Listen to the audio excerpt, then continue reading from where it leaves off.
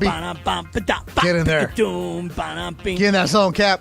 That's right. Beto. That's right. What's happening, my friend? I miss you. I haven't seen you in so long. You'll see me tomorrow, pal. Why? In fact. Why, pal? You know what we should do? We should start thinking about this 24 hours in advance. We should actually give ourselves some real prep time. We ought to think about a taco tour tomorrow night. No, I'm going to the LAFC game. Oh, really? Yep. Leagues maybe Cup. I'll go. Maybe I'll go to the LAFC game. You don't even know what it is. Who are they playing? Leagues Cup against Real Salt Lake. Okay, I'm in. Okay. May have to go tomorrow night. There's no parking, by the way. Why not? Because of the concert that's being held at that area. Uh-huh. So there's no parking. So we got to. I'm just gonna jump on a bird and go down there. Okay. What concert's going on? I don't know. There was like some festival that's been going on. I'm too old for that one. I think. It's okay, because I was like, well, Taylor Swift's a long ways away. Yeah. No, it's 10 miles south. Some festival that's over there, so there's no parking. So if you are going to the game tomorrow at Bank, was it not Bank? It's the BMO. Yep. Go early and find somewhere to park because there's no parking in that area. All right, so let me just understand one thing though. Yeah. You're like really like out on T Swizzle, correct? I'm not. It's not even a bit. I just want to hear about it. So don't even start with me. See, but I got FOMO now. Well, then go. Then I'm gonna turn off my mic. I don't even want to talk about her at all. Why? What is your problem? All day long on this damn station, it's just. Why? What's up? Tell me. Let's talk about it, man. Relax. What's the problem? What is the issue here? You're so angry at her? No, I'm angry at everybody that just keeps talking about her. Oh, okay, I'm not mad at her. I'm not mad at her talent. She's making all that money. Great for her. Good for her. But damn it, like enough here. Well, I'm just upset with her in general because. Well, then go talk to her. Well, I want to talk to her. Let's talk about your Padres right now. I do. Well, what about them? They battle, bro. What about they're the Dodgers? terrible. Dodgers looking good. Yeah, the Dodgers look great. But wait a second. Let me just finish this thought here. Right. I do have FOMO. I'm going to turn off the mic. I'm not even going to entertain this. Okay, talk. you don't have to. That's fine. Go for it. I'm going to just say this out loud and get it off my chest. I have FOMO. Okay? I've seen a lot of dads with their daughters at Taylor Swift concerts, and they're all really into it. And I'm like, my daughter wanted tickets so badly, and I just was too cheap to buy them, number one. Number two, didn't work hard to hey king anybody. And now she figured out on her own how to get to the concert tomorrow night and Wednesday night. And so very resourceful. This kid was not going to be denied. And now I feel like a horrible father. Horrible, as a matter of fact. So I'm having some serious FOMO about tomorrow night and Wednesday night. First of all, you're a great dad. You give your kids everything they want, so you're a great dad about that. So in this case, I'm absolved from not getting Taylor Swift tickets? Kappy, you do everything and above and beyond for those kids. Cap, why are you trying to lie when you already told us that your daughter is going to not one but two Taylor Swift shows in LA this week? No lie, just said it. Just literally said it 30 seconds ago. I know, so then why are you saying, am I a bad dad for not getting her tickets? She already got them. Because Cap, you can pay college tuition with that, all right? I should be going with this child. All right, I should be, well, like every other dad on That's Instagram. That's not her, right? For not inviting you? No, she invited. No, I didn't go. Anyway, listen. All I'm saying is this. I got FOMO now, Beto. I got FOMO. You don't want to entertain Taylor Swift. You don't want to hear about Taylor Swift. But I want to say one thing to Taylor Swift if she's listening right now, and everybody is, so I assume she is as well. T-Swizz, my girl, yo, when you charge $700, $800, $1,000 for a ticket, man, that ain't my 16-year-old daughter buying that. That's me, sister. Come on, man. What happened to old school, $30 tickets to go see your favorite artist perform at a concert? Come on. What's Cap, the you deal? want to know what's crazy? If you think that's expensive, Drake tickets are Now that's out of control. Twice as much. Nuh-uh. If not Drake 3 is times out of control. More. But then again, that's in every concert in general, man. Everything is expensive these days. It's all relative. How much is Drake? A lot. And where's he playing? Crypto? When? I don't know. I ain't going. I can't afford it. $200 just to get in. Yeah. Wow. Come on, Drake. Every concert you're going to go to, it doesn't matter. Everything's expensive. Come on, Drake. I mean, Canadian Hebraic hermano. Come on, dude, man. Come on. Kappy, going to a baseball game is expensive. Yeah, I know. You're right. That's why I got a Hey King, So Beto, speaking of baseball. There we go, Kappy. What's up, man? You sound fresh, man. You sound fresh. I've been off for a few days. You need that break because you grind. You really do grind. Even though you came back and I saw you Saturday doing a little special Padre talk, man. Well, I do have a television commitment, and it does take me all of about 10 minutes to it's record. a TV commitment? I didn't know that. Okay, cool. Get paid, baby. Get paid. Well, look, here's the thing, man. I'm watching the Dodgers, and look, I tried to explain this to Padre fans earlier in the year. Stop acting like you've done something. And I would always say it like this, Beto. Stop acting like you're the Lakers until you become the Lakers. Yeah. When you put up 3, 4, 5 championship banners and you can breathe in the same air as the Patriots and the Lakers and the Yankees and all the great franchises, the Dodgers. I mean, Wait, is that really how Padre fans are acting? Oh, I definitely thought, like, coming into this season, like when you have a guy like Tatis who's had a big fan event, like a fan fest event, and he says things like, I don't care who we're going to play because we're going to win the World Series no matter who we play. I love that. I love that because if I'm rooting for whatever team and my guy says that, I love that. Now, the Padres should have been happy in March. They did win the off season. But what about in May and June? Were the fans still acting like that? I would say that the disappointment is there, Okay. and yet there's no penalty. In other words, every game completely sold out, jam-packed. Well, that's kind of what San Diego is, right? Well, that's all they've got. You're going to support them no matter what. Right. That's what they've got. And so everybody turned their attention from the Chargers to the Padres, and that's what everybody's invested in. But my goodness, But Cap, they're in the race. Why wouldn't they? They're 3.5 out of the wild card spot. Yeah, I mean, I guess why would you're really going to give up on your team because they're 3.5 out of the wild card spot? The Dodgers, who are in first place, they sold out last Thursday against the Reds. Like no giveaway, no nothing. And that's a good team. And then, you go and check that out. It's the summer. You're going to support your teams. I just want to say that. What did Cleveland do? Cleveland alert. There we go. What I knew ahead of time. They traded their best pitcher at the deadline when they're one game out of first place. So you know what's interesting? The Cubs were sellers at the trade deadline, and now they're in the wild card race. They're like tied for a wild card spot. That's why it's tough to decide. Yeah, the Angels were buyers, and they're done. Yeah, horrible. Just spiraling. We didn't see that. We saw that coming. We said it would. The best thing for the Angels to be doing was at the trade deadline was losing.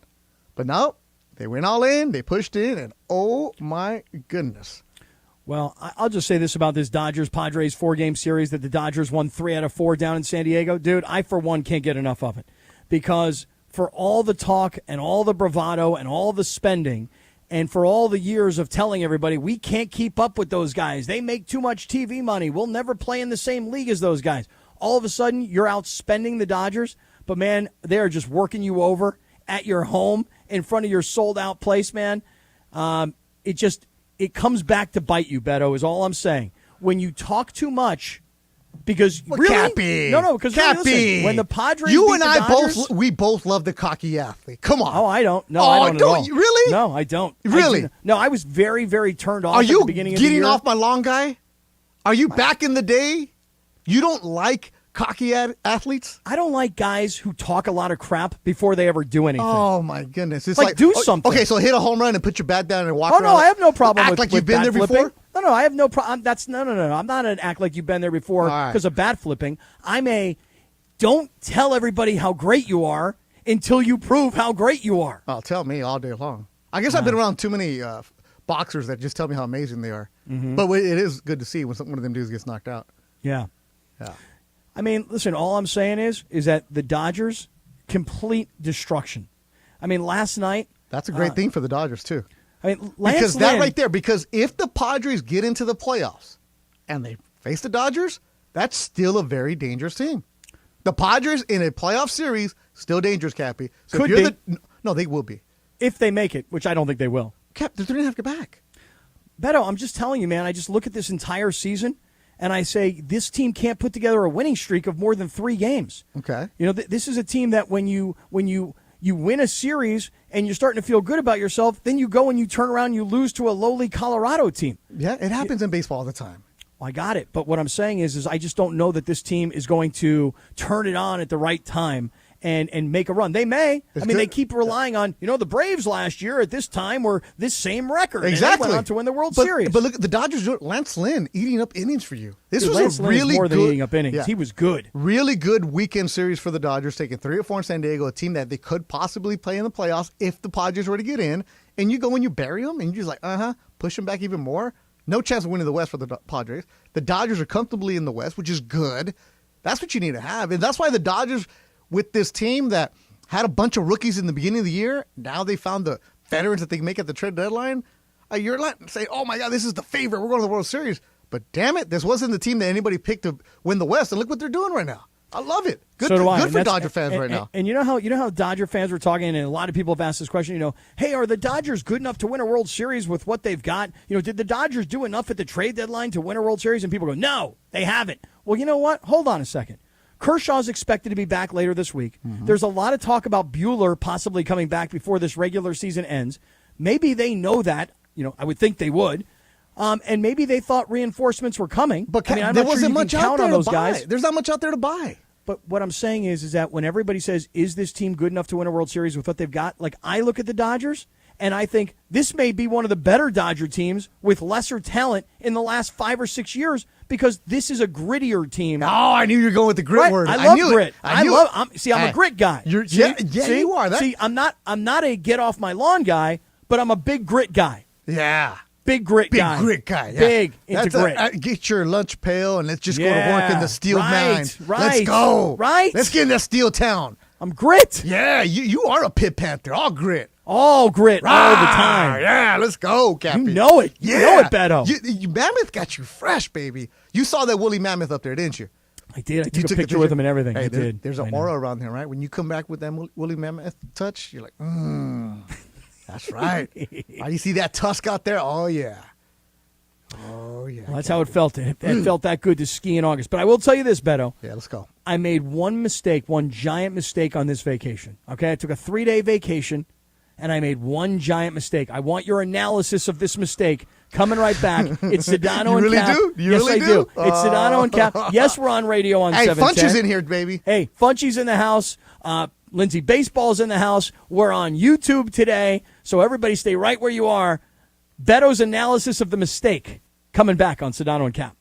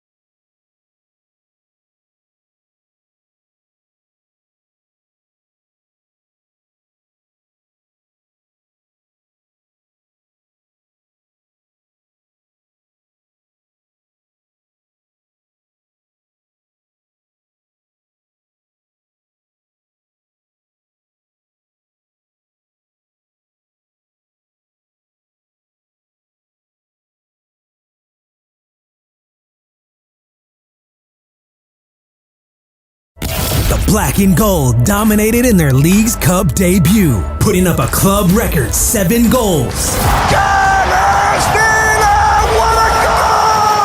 Now, LAFC go marching into the round of 16, led by Carlos Vela and Denis Bouanga, versus Real Salt Lake and the return of Chicho Arango and Danny Musovski. LAFC collide with RSL Tuesday night. Pre-game begins at 7 p.m. on 710 ESPN and the ESPN LA app. Forget about it!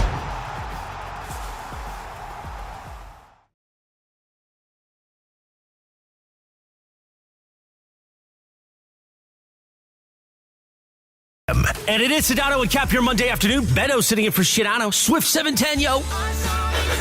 It is National Fresh Breath Day. On Saturday at camp, Lindsay gave me some gum. I've never seen it. It was like exotic gum. I think it gave me fresh breath, but I also couldn't talk for like 2 minutes. So, I don't know. Yesterday, August 6th, was her 51st birthday. Ginger Spice. Jerry Howell. Sedano and Kap continues. Your Monday afternoon right now. Nice. Yeah, Beto's in for Sedano. Put the whole crew back together a little bit later on this week. As a matter of fact, hey, Beto, I don't know what you got planned on Friday.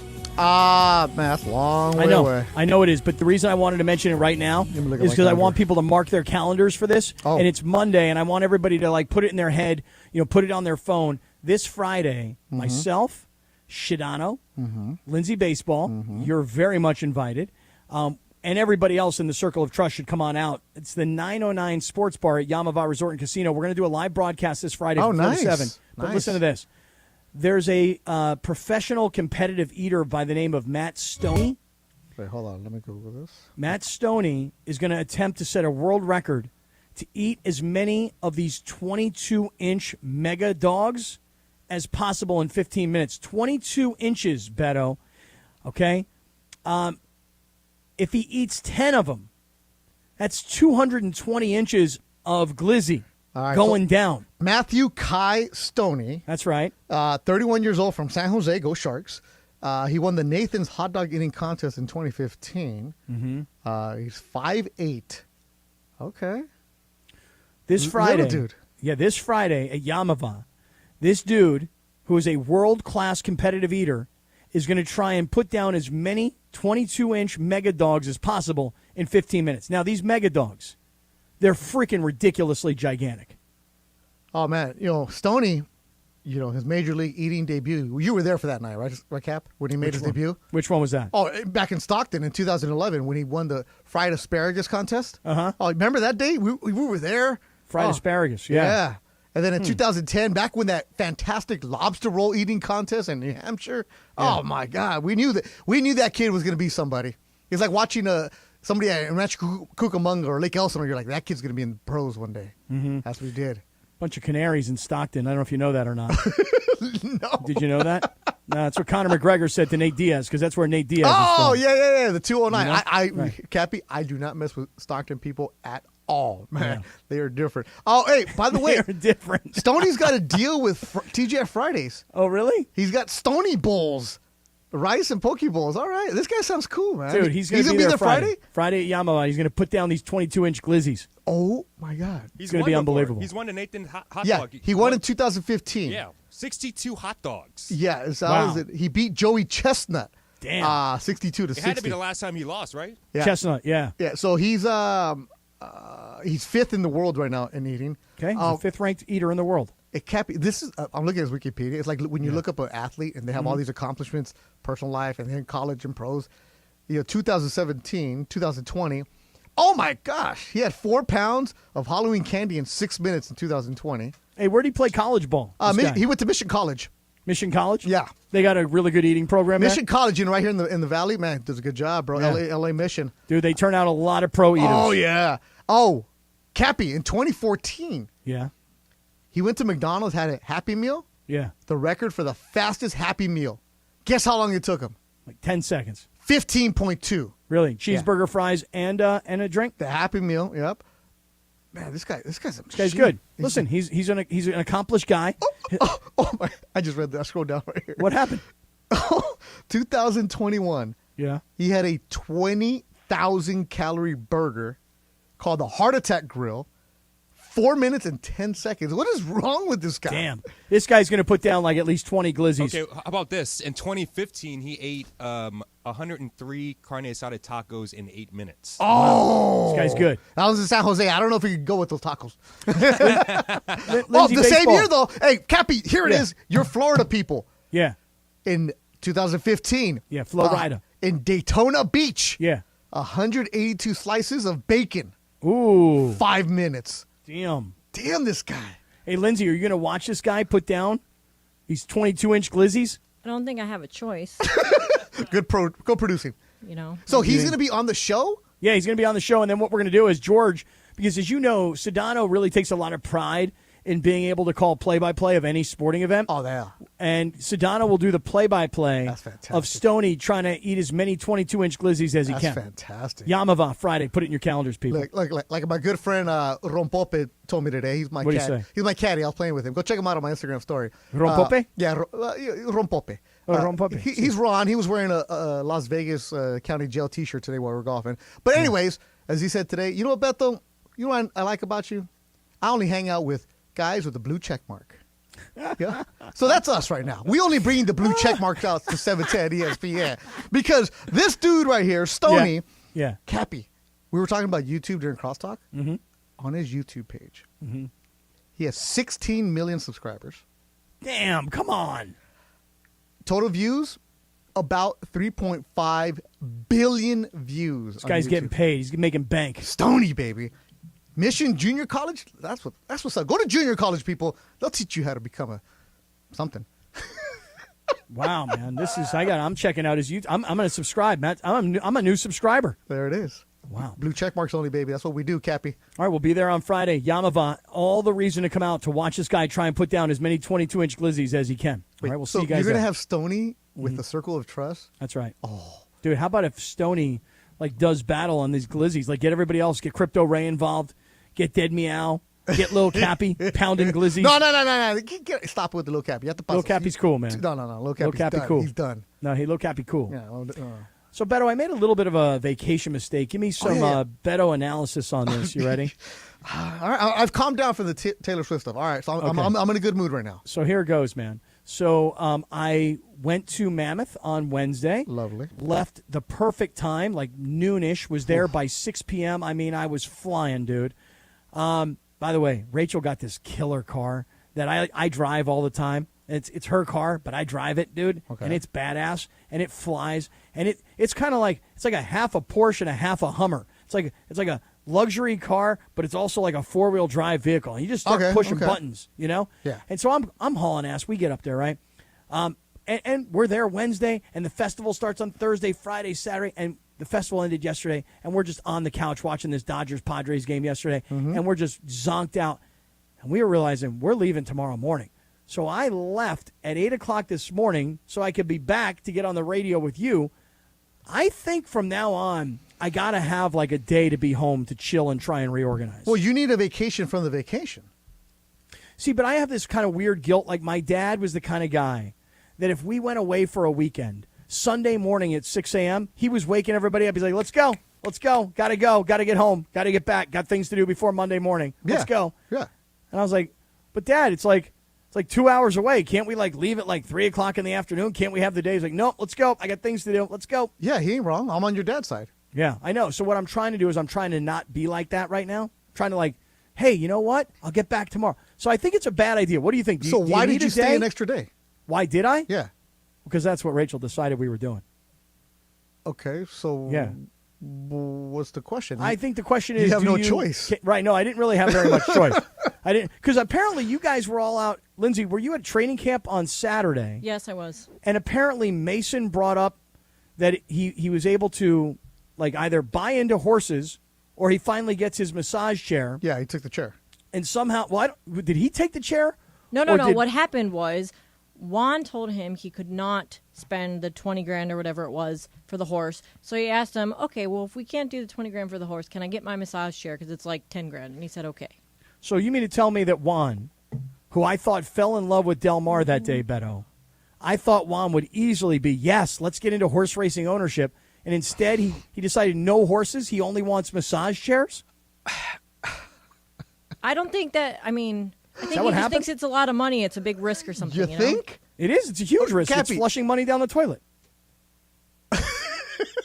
Yeah. Make no mistake. I tell people, I'm like, yo, you're probably not going to get any of this money back. It's just for fun. Yeah, so throw it away, or I can get me a nice massage chair. Yeah. Pretty simple. I'd take the chair, too. Yeah. No, I think it's a In that much case. better play. I think it's a much better play. Yeah. You know what they could have done is they could have said, well, hey, we'll put in the 20.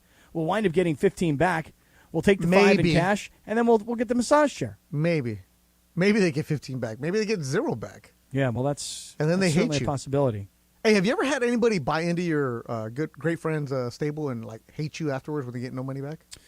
No, I can't think of a time where we didn't return some money. There have been years where, like, hey, 20 turned into 22, and there have been other years where 20 turned into 5, and people were, like, not happy about that, and then they didn't come back the following year. Uh-huh. And then we wound up having a good year, and they're like, why didn't I come back this year? I'm like, because you got no guts. Because you're gutless. Because you're gutless. So what was your Really. vacation question? The question is, do you have to come back a day early to give yourself time? Yes. Or can you come back and go right back to work on the same day? No. Yes, You're the who only does person that? that I know that does that. Not Kat. everybody works at 4.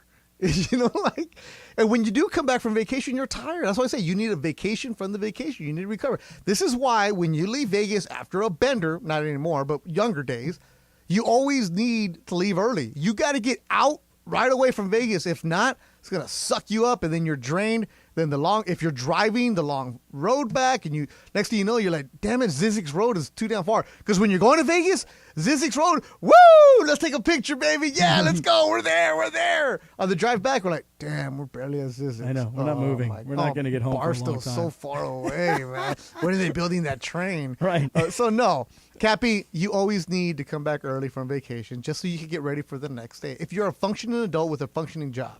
Yep. If you're a degenerate like me, you can come back whenever you want. Yeah. I think of myself as a relatively functioning adult with a relatively functioning job. Yes. And somehow I was able to pull it off today. But let me tell you something. The stress. So you're gonna see what show goes till 6:30? Yeah, you're gassed.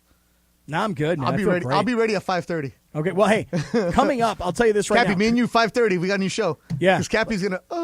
I'm going to fade, huh? Let's see if I do. Right now you're on adrenaline. Yeah, I am on adrenaline. Yeah. That and caffeine. That's right. Yeah. Hey, coming up, I want to talk about Anthony Davis's new contract, but I'm going to wait for everybody to get done with work, get in their car, be stuck in traffic, and then hit that story. But coming up next, Beto, the complete destruction of one of the all-time great conferences in college sports, and it happened right in front of our eyes here in L.A. Stick around. We're back to it. This is Sedano and Kap on 710 ESPN.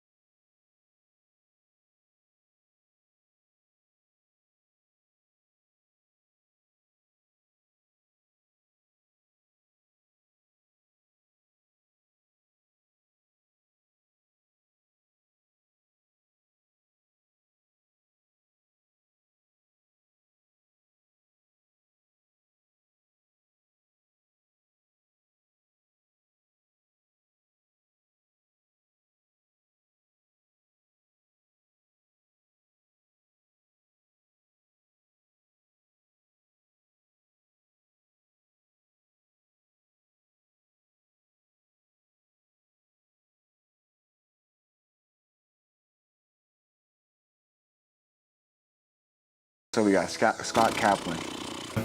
He's in this afternoon show, Sedano and Kap. Scott Kaplan. The confidence is up there. That goes without saying. I've always thought that, where you wear Nikes with a suit, it can be kind of a tacky look.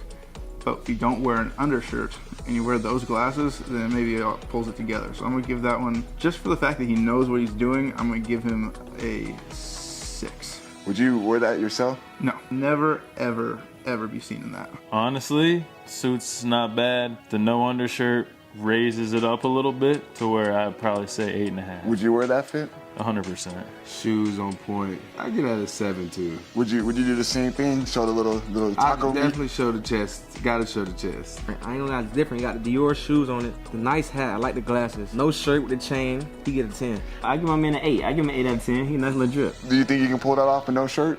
Nah, I don't think I pull it out like he pull it out. Nah,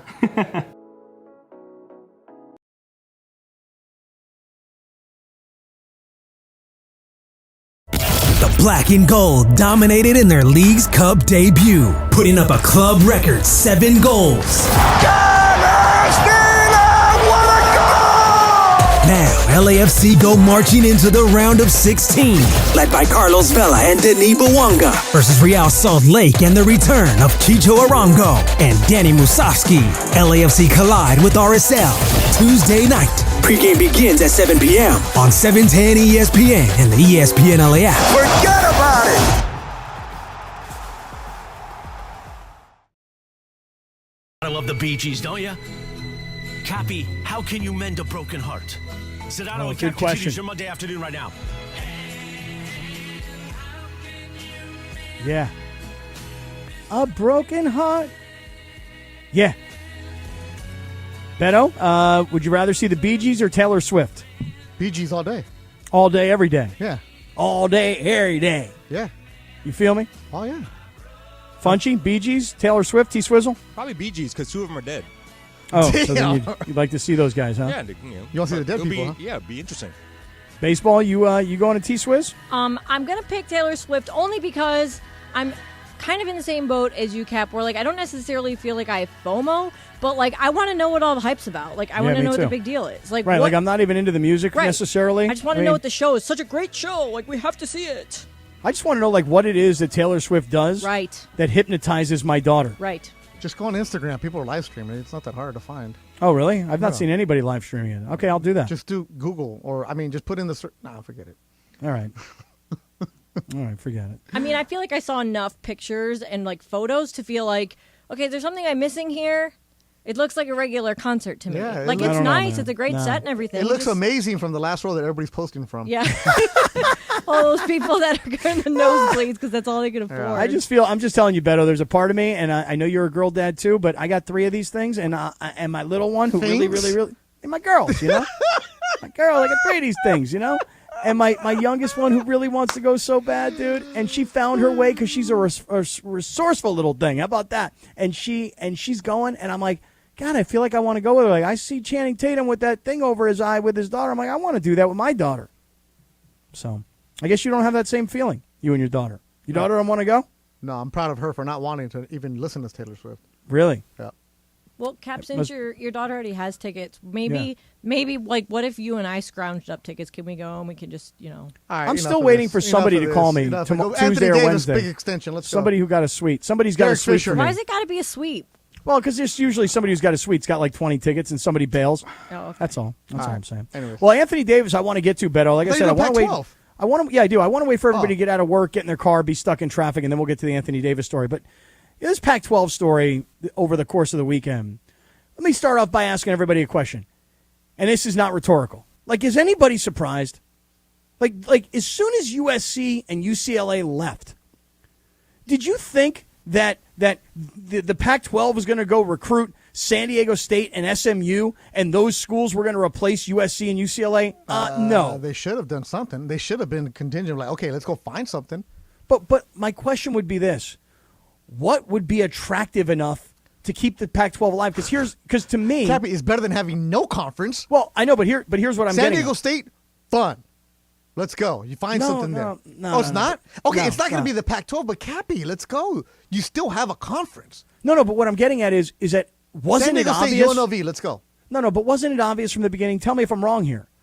Didn't everybody assume that Oregon has a brand and has money and will be in control of their own destiny, and Washington Oregon is small market. Small market. No, I know, but take TV out of it for No, a not second. even TV. Like, if you're a kid, do you really want to go somewhere where you're not going to go play in L.A.? Where you're not going to get going to get see exposure? What Oregon does? Do you not see but how successful they are? Those kids that go to Oregon go because they're going to come to L.A. and play. That's the only reason they go there? A lot of it. See, to me, I think kids go to Oregon because they go, No. here's this high-flying offense, and here's these cool uniforms, and here's these amazing facilities. I want to play here. Yeah, and we still go to big cities to get exposure. I feel like Oregon is one of those teams that's kind of an exception to a rule. Here's the selling point for Oregon coaches can do. And I've seen this and I've heard this. Hey, you'll be able to go play at SC and UCLA, 2 games for your parents to see you. It's a quick there's flight. no doubt. Yeah. When they recruit Southern California, that's obviously a selling Absolutely. point. If you don't have that, now, different. No, but what I'm saying is that if they would have stayed in the Pac-12. Right, Oregon and Washington cannot be your number 1 and 2 in your conference. But they were the 2 most attractive teams remaining in the Pac-12. Yes. And that's why they're gone. And exactly. Because, listen, nobody teams wants Washington State and Oregon State. Right. And frankly, people don't even want Cal and Stanford. Not really. I mean, there's this rumor about the ACC wants to pick up the scraps of the Pac-12. Cal and Stanford, what are you getting? Listen, Stanford. You're getting a San Francisco market, TV market, which is whatever. Which I look at and I think, well, that's a very big television market. Yet, San Francisco, the TV market, really is not a huge Cal Stanford supporter in terms of TV ratings. The ACC schools aren't exactly on the same par education-wise as Stanford and Cal. Oh, I would disagree. I would say that Duke, North Carolina, Virginia are very much on the same as Stanford and Cal. Okay, Duke, yeah. North Carolina, no? I don't know. Are they a smart Virginia, school? no? Virginia, I know they have a law school. Look, all I'm saying is this, though. We watched one of the great conferences fall apart in the history of college. I'm going to use football. We can talk basketball too, but I'm just concentrating on football for a second. We watched one of the great conferences with great brands, amazing history, incredible players, huge victories, just fall apart. The Pac-12 got left behind. Isn't that an amazing thing? Not surprising, though.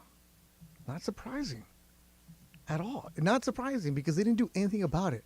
Kappy, when was the last time you saw a Pac-12 network game at a bar? Can't think of watching the Pac-12 network. And no offense to all of our friends who do games on those channels. Yeah, I said the other day, I've applied for jobs there, having never watched the network. Yeah. JB Long, good friend. Yep. Would love to watch JB Long. Can't know where to find him. There's a lot of people affected by the demise of the Pac-12 behind the scenes where they work at the Pac-12 network. Think about this, Kappy. Pac-12 referees get a lot of flack, because they're suspects sometimes. But now, sus, huh? Hella sus. But now those officials, where the Pac-12, if you're working at Pac-12 conference as an official, whether it's baseball or football or basketball, whatever it is, that's prestige, right? Yeah, for sure. Where are they going? They're going to get out, right? The people that work, if we can go on to SC and UCLA games, the people that work behind the scenes, there's a lot of people that are going to be out of work because the conference is demised, right? There's a lot of people affected. Like we look at just what we see on TV, but there's a lot of behind the scenes people that are trying to figure out exactly what the heck is next, man. Well, I mean, think about people who are trying to figure out what's next. If you're Oregon State, Washington State, Cal, Stanford, you are trying to figure out like what just happened here because USC and UCLA left. And then Colorado went back to where they kind of really belonged. Yeah, and really, we're like, oh, Colorado left. No, what did they ever do besides get nothing? Dion? They did nothing besides get Dion. But what they did though is they're a bottom feeder, and they left. Yeah, they jumped ship before anybody else. I mean, outside of USC and UCLA. But we saw this, Kappy. They didn't do anything. Like, and the thing is, nobody's really going, oh wow, the Pac-12 is done. What happened? We saw this coming. When SC and UCLA went to the Big Ten, what did they do?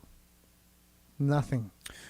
But Beto, I got to just say, I don't know that San Diego State and SMU would have been impactful enough to make Washington and Oregon go, oh, wait a second, hold on. They got rid of USC and UCLA, but we got San Diego State and SMU. I want to stick around. But maybe not impactful enough, but enough to keep you here? I don't think so, man. I mean, you got to bring you got to know what you are. You are no longer a Pac-12 elite school. You're no longer a Pac-5, big Power conference. 5 conference, Power 5 conference. Mm-hmm. But, hey, nothing wrong with being a Big West. Oh, no, it is something. There is something way wrong with being the Big West. If you're the Pac-12 and you know what I'm saying. You've been the big time and now you become the Big West of the Mountain West, you're garbage. But those schools weren't that. Those schools were just happy to be in the mix no question. And collect money. But you're just those like in Arizona, take away basketball. In Oregon State, you're just happy to be in the conference where you can go get shellacked by a big boy school every now and then and compete with it. There is no doubt that Washington State, Oregon State, maybe to a lesser degree Arizona State, Utah was happy to be there, even though they've been really successful in football. But again, USC, UCLA leave. Okay, fine. Colorado leaves. You're like, wow, bottom feeders leaving. I didn't even know they were here. Right, and then Utah, Arizona, and Arizona State are all gone. What's left? And you go Stanford, Cal, Oregon State, Washington State. Nobody wants them. And Stanford and Cal, if you're going to Arizona State, you're probably not getting into Stanford or Cal. Like, there's a reason you're not going to Stanford or Cal. Yeah, I mean, I got to say, I mean, even this notion that the ACC, think about it, Clemson, Miami, Florida State, Pitt, Boston College, Syracuse, Virginia Tech. Why would they want to talk to Cal and Stanford? And by the way, why would they want to talk to Oregon State and Washington State? Because there's other people leaving. This isn't done right now. Oh, no, man. And this is why, look, we're older now, and the way we grew up, it doesn't matter anymore. Like it was a Pac-8 once. It became a Pac-10. It became a Pac-12. It changes all the dang time. People are like, you don't get nostalgic about a conference. No, you're not like, oh, let me go buy a Pac-12 conference T-shirt. Like, save it. Like, this is the SEC. That's what they do, and they continue to expand. Right? People take pride in SEC football. SEC football sucks a lot of times. It's 6-3 at 3 yards in a cloud of dust sometimes. Like, we've watched way too many CBS games with Vern Lundquist. You're like, this is like fantastic. And then what they do, they adapt it, right? They moved it I love around. Vern Lundquist, by the way. Great. What a name. Uncle Vern. What a Great job. voice. Love Vern Lundquist. Loved him on college football. Loved him on golf. Everything. And then here comes Vern Lundquist. I couldn't even tell you like an analyst that Vern Lundquist worked with. That's how much I just loved him doing play-by-play. Hey, Vern at the Masters, so good. Oh, yeah, man. We just get one of the holes, like I think like the 14th hole or something like that, and like, oh, toss over to Vern Lundquist. Right. Like, what? Let's go over to Vern Lundquist in the 14th. What a great name. Yeah, it really is. Hey, real quickly, Hollywood Park Casino. Let's go. And today is Fantasy Monday on 710. Okay, so look, I just want everybody listening all day long because August 18th at Hollywood Park Casino, you're going to party with the entire 710 crew. Keep listening all day. It is a Fantasy Monday on 710 with Hollywood Park Casino. Thanks to Hollywood Park Casino. Eat, drink, and draft. All right, let's get to some of this Anthony Davis stuff. What we all need to know is next. Beto's in for Sedano and Kap on 710 ESPN.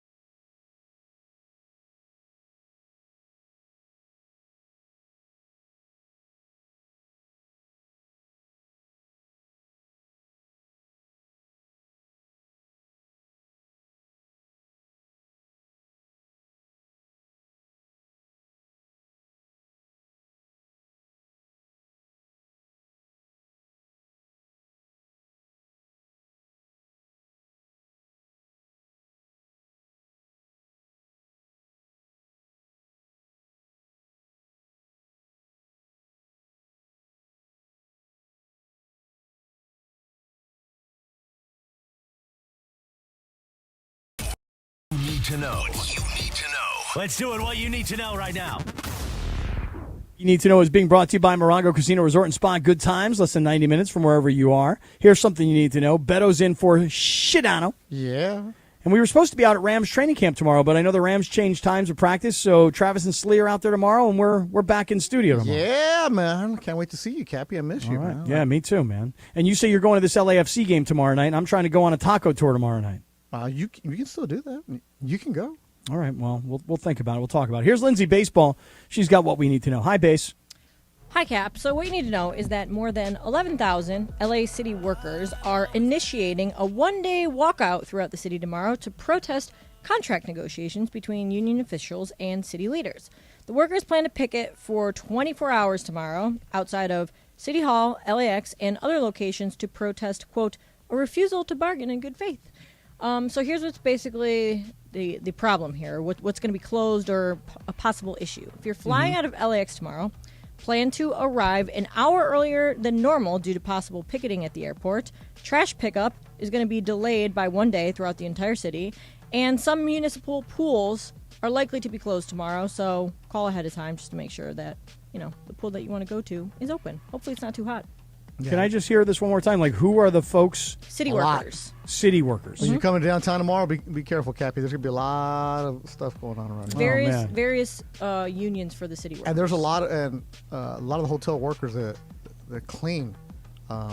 Their union is on strike right now. So a lot of hotels are getting they have protesters outside, like they're on strike, and you see them. That happens here in LA Live or on downtown. Dude, I feel like the hotel workers at one point had asked Taylor Swift. I know you love her. They asked her not to cancel her concerts. They said, "Hey, why don't you cancel all your shows and support us? Because people are going to be coming into town for your concerts, and we're not going to be working." They actually wanted her to cancel these shows at SoFi. Clearly, she didn't do it. No, I don't know what to even say about that. Yeah, so the trash one, but I mean, they're only going to protest for. It's just like a 1 day walkout. A 1 day walkout, situation. Right? Yeah. Yeah. I mean, a 1 day walkout. What does deal, that really accomplish? I guess I'm Dude, being serious. Think about it on a holiday when your trash doesn't get picked I up get and it that. messes it up. I get that. Now but imagine that for a week. Sure, I get that. But if they're like going out and saying they're only protesting for 1 day, like what does that accomplish? Is the goal just to like make people realize like you need us. Okay. Yeah. That makes sense, I guess. I know, but I feel like more than a day It's would like be when George and good. Kaplan are both off. You need them. Like 1 day is fine, but the whole week you're it's like, hey, short show. Come Yeah. on, okay, guys. Oh, the whole week. Ay, Dios mío, too much Beto. Yeah, exactly. Oh, No, Beto. necesita más Beto. No. Sí. No. Sí. 5 days of me is way too much. No way, man. Oh, yeah. Not enough of you. I'll tell you that right now. Not enough for you, baby. Yeah. Yeah. Well, there you go. That's what you need to know. It's brought to you by Morongo Casino Resort and Spa. Good times, less than 90 minutes from wherever you are. Yeah. So, Beto, it's Monday. We've kind of just gotten started with things that have happened over the course of the weekend. We kind of got into the Dodgers' total devastation of the Padres. I think we could actually come back to that. We can always come back to the Dodgers being the Padres. Yeah. Let's go. I'm totally into it. I'll take phone calls on that. You will? Oh, yeah. Wow. All right. Dodger fans ripping your Padres? Line them up. 877. Yeah. I always kind of think about your philosophy on when somebody says to you, well, you're a Laker fan, and you always say what? What do you say to that when somebody says I'm a that Beto to you? fan. Yeah, well, you say I'm not a fan of any team. No. Right? I had a guy ask me this weekend. Right? I'm up in Mammoth. I'm standing there jamming out to one of these blues bands, and this guy says to me, "Hey, man, I've been listening to you for a long time, blah blah." And of course, I'm flattered. Now I'm talking to the gentleman, right? And so he says, "But I have to ask you something, man." He goes, "Are you a Padres fan or not?"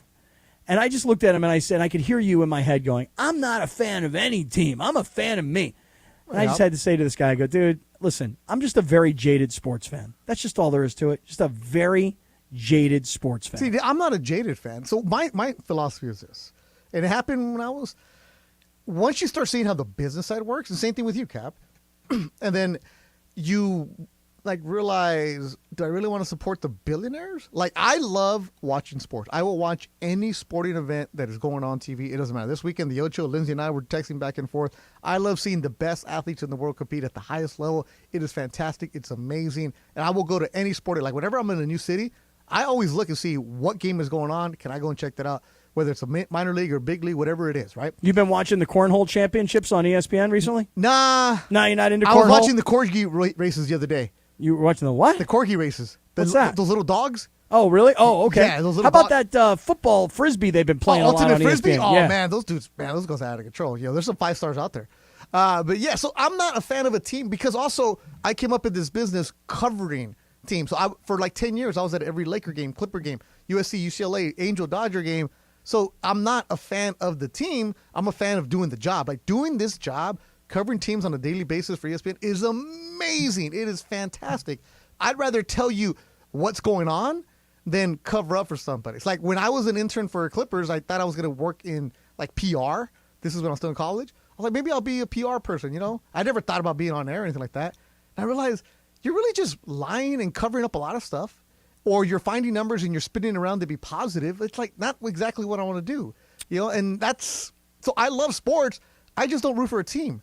I love LA teams winning because there's nothing like the city of LA when there's a championship run being made and the city is alive, and that is fantastic, man. It just goes back to what you were saying about, you call them my Padres. And I am such a jaded fan that the closer I have been to that organization over the course of 20 years, which it's been a few years since I have been close to them, but you just, when you kind of are backstage and you see it, you either, I don't know, like for me, I just became like bitter's not the right word.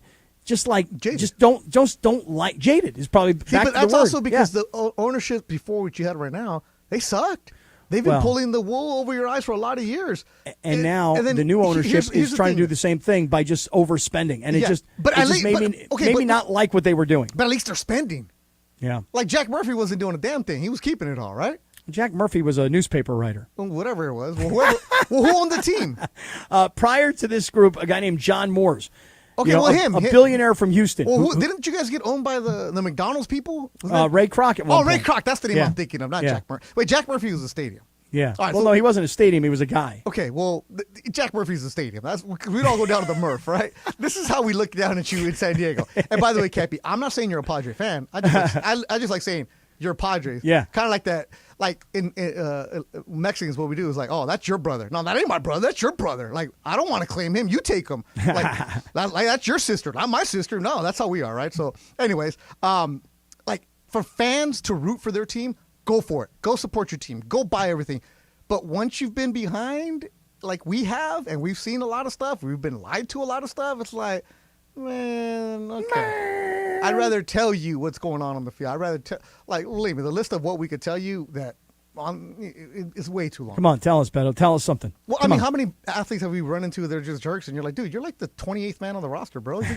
You'll be back in Albuquerque quick, guy. So relax. But that's why I was telling you earlier. That's why when I see a team that has all the hype and is considered the favorite to win, and they've got the preseason MVP, number one guy, odds-on favorite to win MVP, and you go out and you do a lot of talking about what you're going to do. You've never done it before. You better back it up. Right, you got to back it up. And when a team, listen, I love when a team becomes an underdog and they outperform what people's expectations were, but by the same token, if I see a team completely fall apart and underperform based on those expectations or based on the amount of money spent, etc., dude, I like a good story I like a good positive comeback kind of story, redemption sort of story, but I also like a giant fail too, man. And the Dodgers, watching what the Dodgers have done to the Padres, 3 out of 4, looking what they've done to them all season so far, another regular season, I find that entertaining.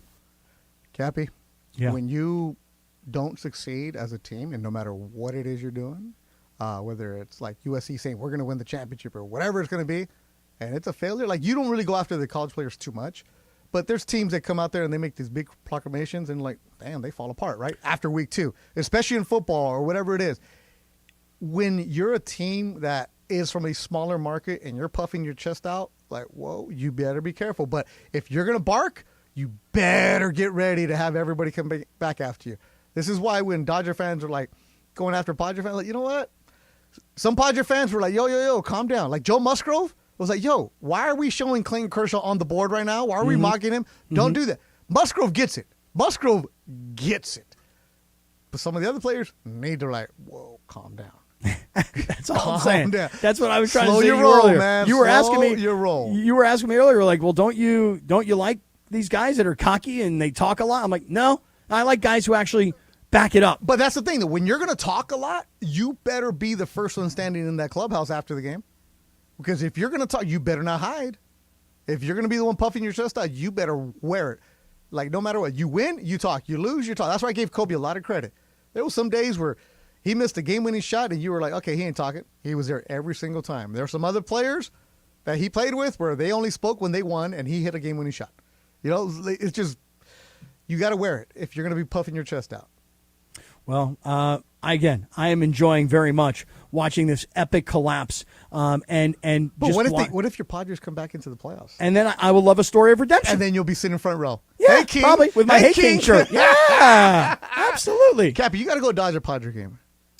I was going to go this past weekend, but of course, I was up in Mammoth, Oh, but I'll tell you what, the Padres and Dodgers play at Dodger Stadium a little bit later on in the season. We should go to some of those games. All right, let's go. Hey, I want to remind everybody one more time, this Friday at the 909 Sports Bar, by the way, greatest sports bar on the planet, inside Yamava Resort and Casino, me and Sedano, Lindsay Baseball, we've invited Beto. Morales is going to be in the house, and we're looking for the Circle of Trust to come on out. We're doing a live broadcast from 4 to 7 p.m. on Friday, so get out there early.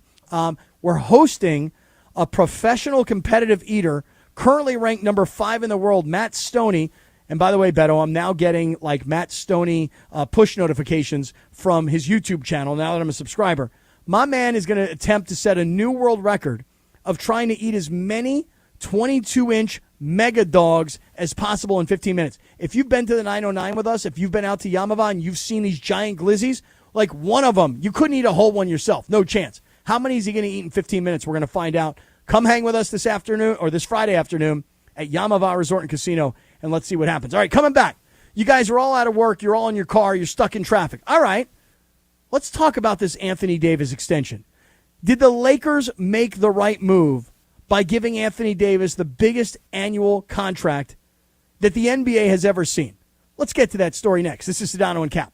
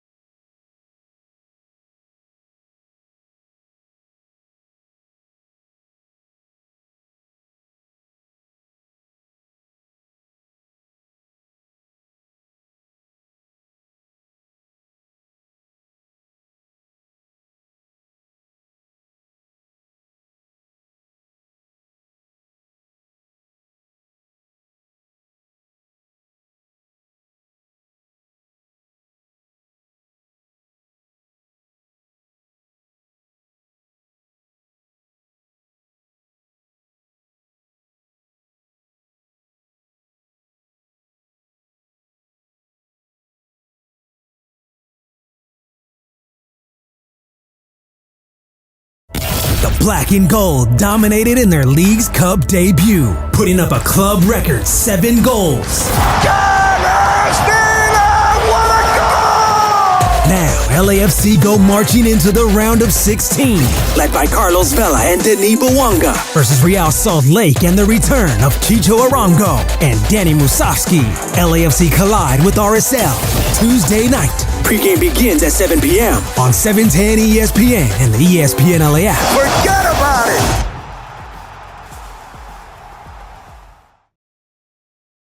Beto in for Sedano. What up, Kappy? Yo, yo, yo. Man, it's hot out, Jack. Oh, it was steaming this weekend. My tell you right goodness. Now, man. I bought 9, maybe 10 bags of ice this weekend. Really? Well, soccer, right? Oh, yeah, of course. Oh, and I even tweeted out a picture of my 3 coolers that I took on Saturday to, I sent it to Travis because, the cooler, we got to take it back. So I have the cooler for the girls. Mm-hmm. I have the cooler for the parents. Mm-hmm. Then I have the secret stash cooler. Okay, and what's in the secret stash cooler? Oh, that my tequila. Oh, okay, got Tequila mandala, baby. See. So yeah, that's it. So in the parent cooler, that's where you put like the White Claws and like seltzers, the seltzers and all. Right. Hey, I got a drink here. You go, blah blah blah. The other one, but yeah. You got any Coors Lights in there? Oh yeah, I have a couple Coors Light. Oh, you got to keep when the Coors Light hits the mountains when they're blue. When they're blue, because you don't start off the day drinking the Coors Light, but then you realize, okay, game's over. We have like a 3-hour break. Let me get one where I don't want to get. You're not gonna have an IPA. Plus, it was like 98 degrees. You need something refreshing. Get the Coors Light, baby. Let's go. Yeah. Yeah. So we had a good time. But yeah, 10 bags of ice I bought this weekend because they would just melt. And where was the soccer tournament you guys went? We played by Mount Sac out in Walnut. Michael Funch's alumni. Yeah. So yeah, we were out there that way with good times. And Troy Lake in the Circle of Trust. He's on our team also. His daughter was a fantastic goalie this weekend. Really? Yeah. She was blocking all the PKs. Cool. Right so we had a good time. But yeah, he can attest that Beto's cooler was all right. Yeah, I love it, man. I'll tell you, man, I miss it so badly. And in fact, just today, I was watching some of these Little League World Series games in the different regionals. Yeah. Because I just drove by the San Bernardino complex. Oh, yeah, it's right next to the 15, yeah. Right, yeah, so I drove by on the way up and on the way back, and I was like, man, I just miss those days so bad of coaching Little League and wanting your kid to do, and I miss the weekends no matter how hot it was, out there playing soccer. How many games do girls play this weekend? 4. I got home late last night, but Kappy, but that's the thing. When you have you're a soccer parent or a baseball parent or football parent, whatever it is, 7-on-7, whatever it is that you're out there doing, when you get home late Sunday night and the sun is still kind of out and you look at the cooler, there's a couple brews left, you're like, should I have one more? You know what? I got to clean the truck anyways because I got to go to work tomorrow. And you're like, should I? But then if you have that one, you got to finish the other one. And then I looked at my water bottle where I have my tequila at, and I was like, there's enough for one more paloma, right? I can make one more. I'm like, nah, man, let me just put the cooler away. I gotta take a shower. Let me go to sleep, man. I gotta watch Winning Time. I gotta do some things, man. I haven't started Winning Time. I was going to start last night. I haven't started yet. I was gonna watch last night, and then I realized that being in the sun all day yesterday got to me, drained me. Yeah. I can't watch it right now. That's what happened to me yesterday. I was up at Mammoth. There was this beer and blues festival. I'm walking around. Who do I run into yesterday afternoon? Travis Rogers' son. Really? Travis Rogers' son is like 21 or 22 years old. Okay. And he works for a brewery in nice. Dana Point. Yeah. And so I'm walking around, and who do I run into? I run into Travis Rogers' kid. Did you know him? I did not know him. Oh, he came up to you. He had texted me, and I texted him, and he said, hey, I know you're going to be up here, and I want to hang out. And I'm like, great. And I came over, tried his beer.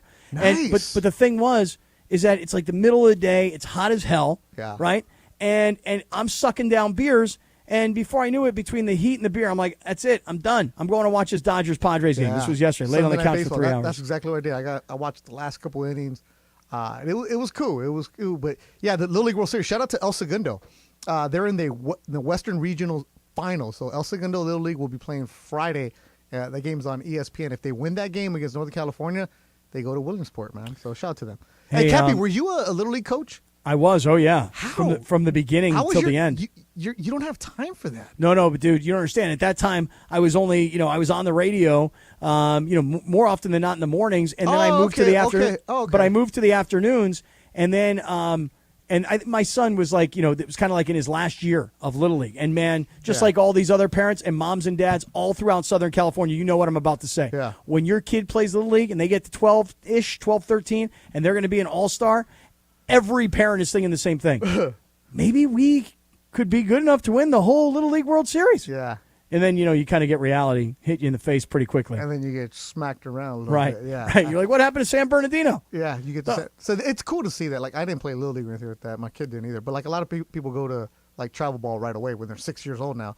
But you go out there, and it's cool to see because literally you have to be in that neighborhood to go play. So it's cool to see. So good luck to El Segundo this Friday, man. Right on, man. Right on. Yeah. So let me just talk about this past weekend. A lot of news came out, right? One of the big stories of the weekend was Anthony Davis' extension with the Lakers. It happened last week. Well, I'm saying but Friday travels late, man. Was it? Well, not that. I've been off for a couple of days, and then there was like the official announcement, and there was the press releases and all that. Yeah. You know what I mean? But yeah, I'm curious. Did you guys get into this last week on Friday? No, I was working with Marcus Grant, who, by the way, so good. new teammate here at 710 ESPN from NFL Network. You're going to love working with him, man. He had a good vibe. Do you know him at all? I don't. Okay, so Marcus Grant, Marcus, Marcas. Mm-hmm. Really cool dude. Never met him before, interacted with him over Twitter. We did like a fantasy segment, talked about some guys, but he really knows the sports. He knows what's up. USC alum, broadcast degree, and he actually did a couple years of minor league baseball in Visalia and Stockton, so you know he's legit. He's a grinder. A lot of grit. Right. But yeah, so we had a good time. We talked about Anthony Davis, and we were kind of both like, yeah, I mean, what are you going to do? That's just it. Like, what were the Lakers going to do? Like, you had no other option. Right? No option. Because if Anthony Davis this past year, if he would have been hurt the whole year, had he not made a contribution late in the season, had he not carried the Lakers the way he did when LeBron was hurt, had all of those things not happened because Anthony Davis was continually hurt, it probably would have been a very easy decision for the Lakers. Like, we're not giving him a new contract. The guy can never stay healthy. Exactly. But you're mind you, now people are like, the money's crazy. Yeah, but the money's crazy for everybody. Like, that's just what the market is right now. Well, wait a second. A week ago or so, there was this story about Jaylen Brown with the Celtics. And people were like, who's Jaylen Brown? And I know I'm exaggerating when I say that. What I mean by that is he's not the household like you would think. Like that. He's a star in basketball, but no one outside of basketball, if you put him on a TV commercial, would go, oh, Jaylen Brown. You see Damian Lillard on a Gatorade commercial, you're like, okay, Dame Lillard. All right, great player, bad team. Yeah, Dame Lillard right there. But Jaylen Brown, people are like, who's that? And so when Anthony Davis got this new contract, which averages out, Lindsay Baseball, I think the number comes to like $62 million a year? Yep. Okay. $62 million, yep. All right, so Beto, the Lakers had no choice. He played so well. Yeah. And yes, there were times during the playoffs he didn't score and he faded, and I criticized as much as anybody on the radio the next day. Yeah, absolutely. But again, who will replace him if you don't sign him? Well, are you going to go find another Anthony Davis out there? I mean, at some point, the answer is you're going to have to try to. But in the short term, but who? I don't know yet. Exactly. Well, but don't you think that the basketball people who have these boards on their offices with magnets and they move guys in and out, and they've got international 7'3" guy from somewhere in Europe who's coming to UCLA, and he's going to be the guy in 2 years? I'm just saying this. Based on the way he played for most of this season, granted he's going to be hurt at times, Anthony Davis made it hard on the Lakers. And by the way, not only did they have to sign him because they have to prepare for life after LeBron, but moreover, they had to sign him because if, let's say 2 years from now, they decide they want to trade him, and let's just say he can play 50 games a year for you, at $62 million 2 years from now, when guys like Giannis and Joker are probably making $75 million, seriously, it's not going to look that bad. What a deal. Right. $62 million. Bargain, baby. Bargain, $62 million. The fact that we're talking like this is like, 62? What a deal. What a bargain. Right? Let's go. $62 million. And he's 30, right? And that's a 3-year deal. You're not giving a big-time contract. I'm okay with that. But we just glossed over it on Friday. I was like, yeah, you're going to sign him. It's not this big of a debate. Like, if he stays healthy, which is a big problem, or even if he gives you 65 games, that's a heck of a team, man. That's a heck of a team. If you have Anthony Davis like that, yeah. If you get 65 games out of him this season, let's go. I mean, you should be at the very least, like right back to where you were last year. And I know if George were here, he'd get into some deep analysis about the Western Conference. I will save it for you for on Friday. You and George can really break down AD's I'm not contract. breaking anything down. Go ahead, Jack. No, have that conversation. He had Tim Bontemps in the studio 4 weeks ago, and the two of them were trying to figure out who's going to be in the playoffs in the Western Conference next season. I'm like, fellas, come on. All I'm saying is that the news of Anthony Davis over the weekend, the official signing, the press release, the numbers, et cetera, Good. I mean, if you would have asked me like 6 weeks ago, what do they do with Anthony Davis? Do they sign him or do they not re-sign him? I'd be like, no, you can't re-sign this guy yet. You can't give him that kind of money yet until you really know two things. One, can he stay healthy? And we all know the answer is no. Yep. And two, can he be the leader when LeBron is not on this team any longer? And I don't have the answer to that today. Don't know yet. Yeah. Jury's out. I love that Kappy's breaking down the Lakers in August, baby. I know, it's crazy. I love that. Man. Who are you? I know. You go on vacation, you stay an extra day, you come back with a vengeance, You came back with hardcore sports talk. Hardcore. You Hard. came down breaking it down. Really What's the CBA right now? What's the bird rights to Anthony Davis? Dude, right I'm gonna try and teach you the bird rights in 30 seconds, No, but I let don't me think you'll know. be able to get it, man. Oh, I don't man. think. You know what? I just don't think you'll be able to get Talk it. to me so like a I'm not even fourth gonna do grader it right now. Yeah, I'm not even gonna do it. 'Cause I don't know who this is. I'm not even gonna try. Cappy Windhorse is showing up strong, Damn right. bro. That's right. Cappy Bontemps. Cappy Bontemps. That's right. I mean, Cappy Sedano. That's the only NBA guys I know. I'm out. That's all I got. Cappy Breen. No. Mike Breen is different level. Oh, man. he's different level. We got to get one of those hardcore, one of those capologists. Oh, yeah. We need a capologist. Yeah. man. What's that guy's name, Lindsay? Bobby We have on. Marks. What's his Bobby name? Marks. Bobby Marks. Cappy Marks. Yeah. Let's go. I like Cappy Bobby Marks. Marks. Hey, what happened to you? What happened to you in Mammoth? I don't know Last what year happened. you went to that blues festival and you Yeah. were attacked by women all the place. That's right. This year you come back talking Hardcore. basketball. Hardcore sports. Anthony Davis, top of mind. Top of mind. Tells you it wasn't as successful a trip this year as it was last year, huh? I mean, it's like when Costanza went abstinence and all of a sudden he got really smart. Like Yeah. he just Right. That's apparently what happened to me this weekend. Oh my goodness! Look at this. How's God, Gabe man. Vincent's contract really work into the? Oh, dude, you got it. Gabe Vincent's bird rights. Very interesting story. I'll get to it coming up in just a little bit. I will. I'll break it down for you. I will. I promise you. I'll break it down. All right. gotta Stick go. around because let me tell you something. More Radio NBA Tinder. talk? No, Radio Tinder. Radio Tinder. And then you know what else, Mr. Boxing? You know what we're gonna do? I want to talk about some fights from this past weekend. Yeah, let's do fights on the baseball field, fights in the boxing ring between boxers and MMA guys. Yeah. Get to all of that coming up. Sedano and Kap with Beto in. Radio Tinder is next.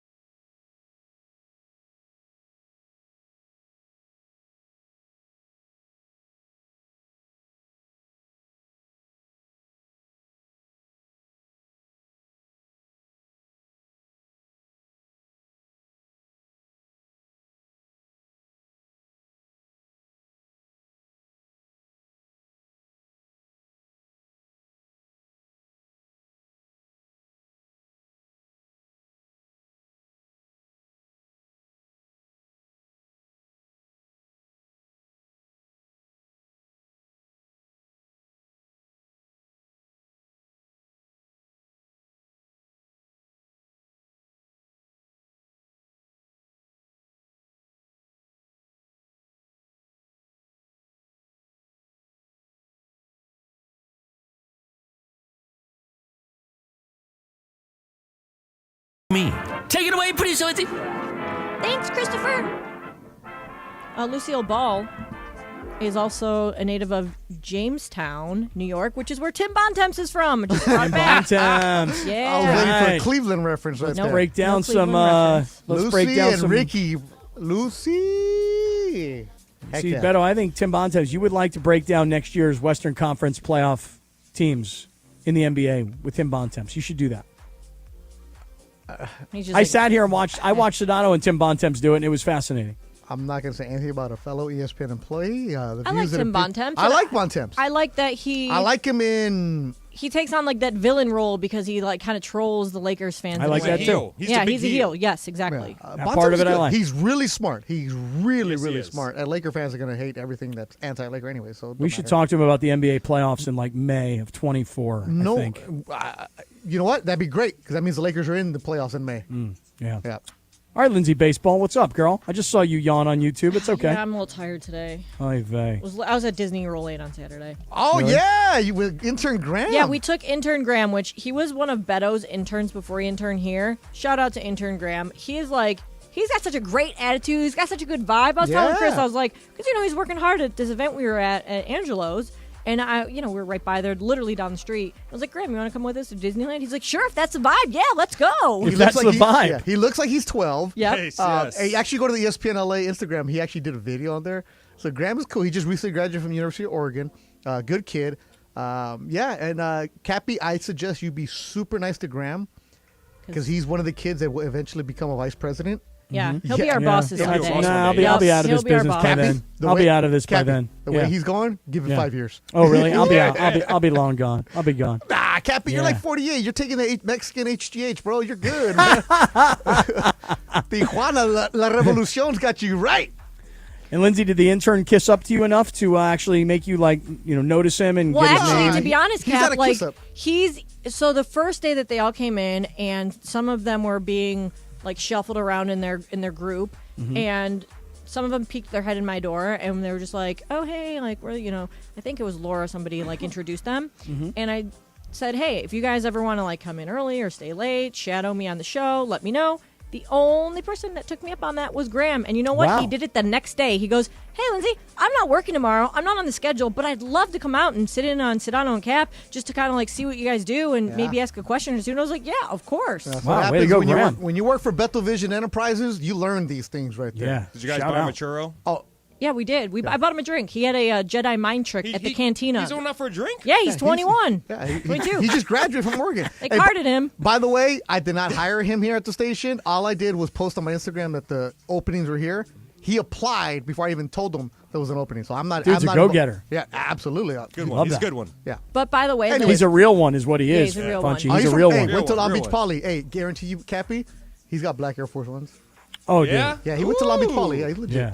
All right. Cap, did you ever go to the cantina, the Star Wars cantina at Disneyland? I don't think so. Whoa, You whoa, would whoa, know whoa, if you did. Cantina. Yeah, I don't think so. Yeah, from Star Wars. Like, you Jabba the Hutt. No, is no, in no. a Where? cantina. Where? It's in California Adventure, right? No? No, it's in Disneyland. It's back in the Star Wars land. Okay. Oh, in Star Wars Land. And it's all themed like the Star Wars drinks. Mm-hmm. It's really, Wait, really you cool. can buy booze at Star Wars Land? Yep. Yeah. Mm-hmm. Oh, That's wow. I think it's the only place in all of Disneyland. Beto, don't you understand that No. between Lindsay Baseball and the Queen, these two know Disneyland better than Walt Disney? Well, they're Disney. They're cast members, and they have a pass. They should. Right.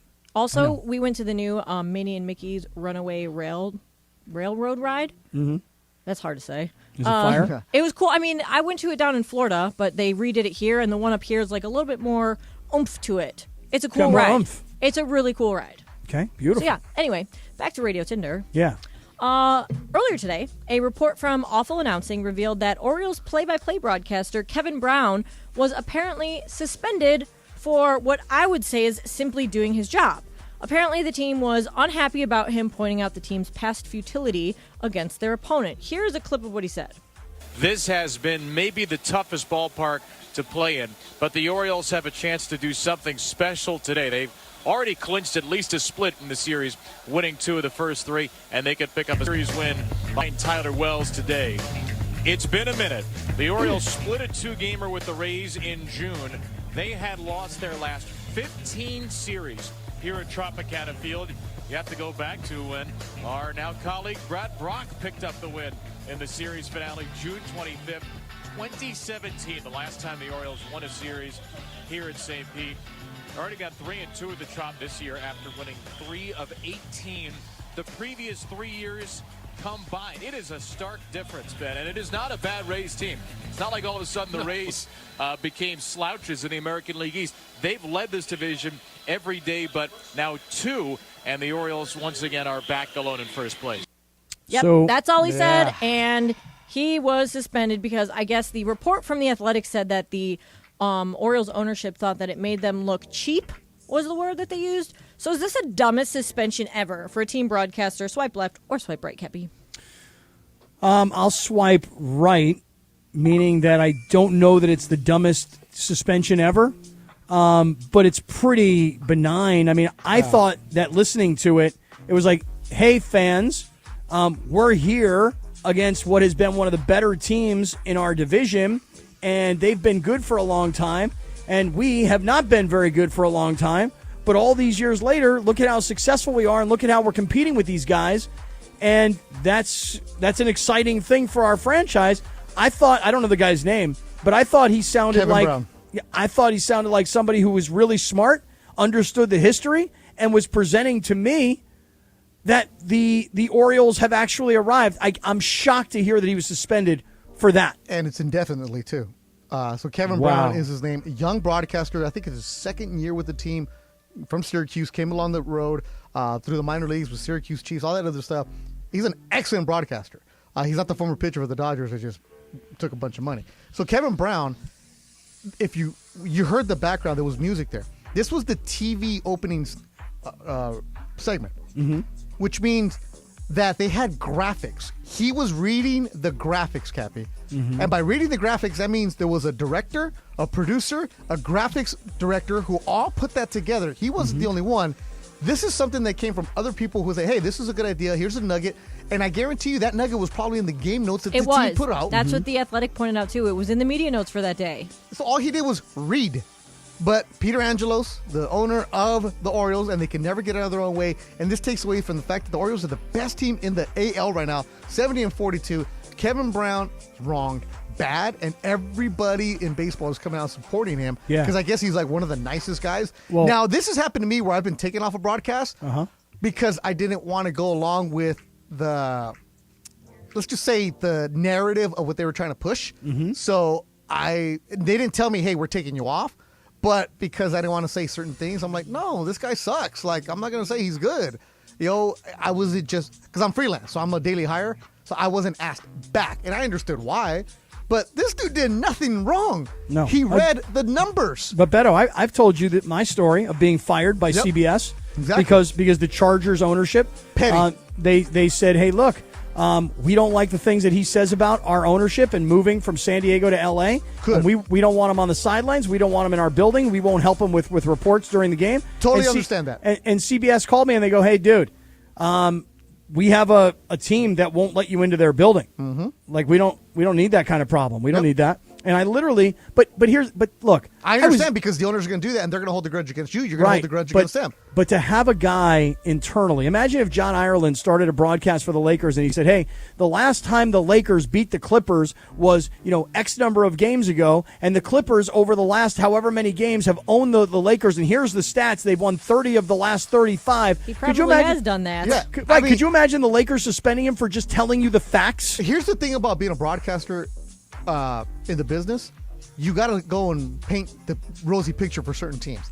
In L.A., Chick Hearn would rip the Lakers. Vince Scully would blast the Dodgers in his beautiful professional way, but you would hear that. So we're not. That's like when you go to different markets and you hear Homer announcers, you're like, what is this? Because in L.A., you didn't get Homer announcers. You didn't have that. Like when I first heard Hawk Harrelson from the White Sox, I'm like, what is this guy?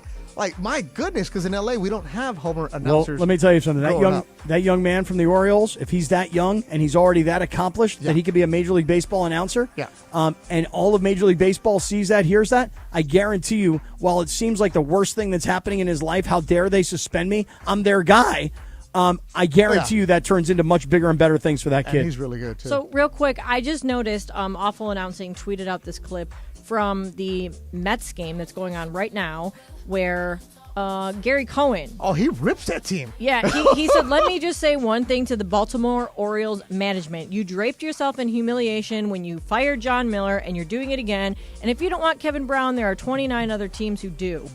Probably so. Yeah. All right. People well, that's are a really good story. sticking up for him. So Yeah, it's for him. good. Well, because it was so benign. Right, it's ridiculous. And It's Beto, your whole Wait, what point is benign? What's about benign? it.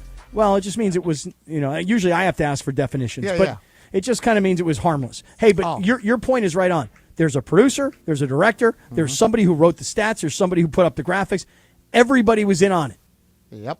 And there was nothing wrong with it. All right, Lindsay, baseball, what else you got? All right, let me get one more in here really quick. An unexpected offer has presented itself to Mark Jackson.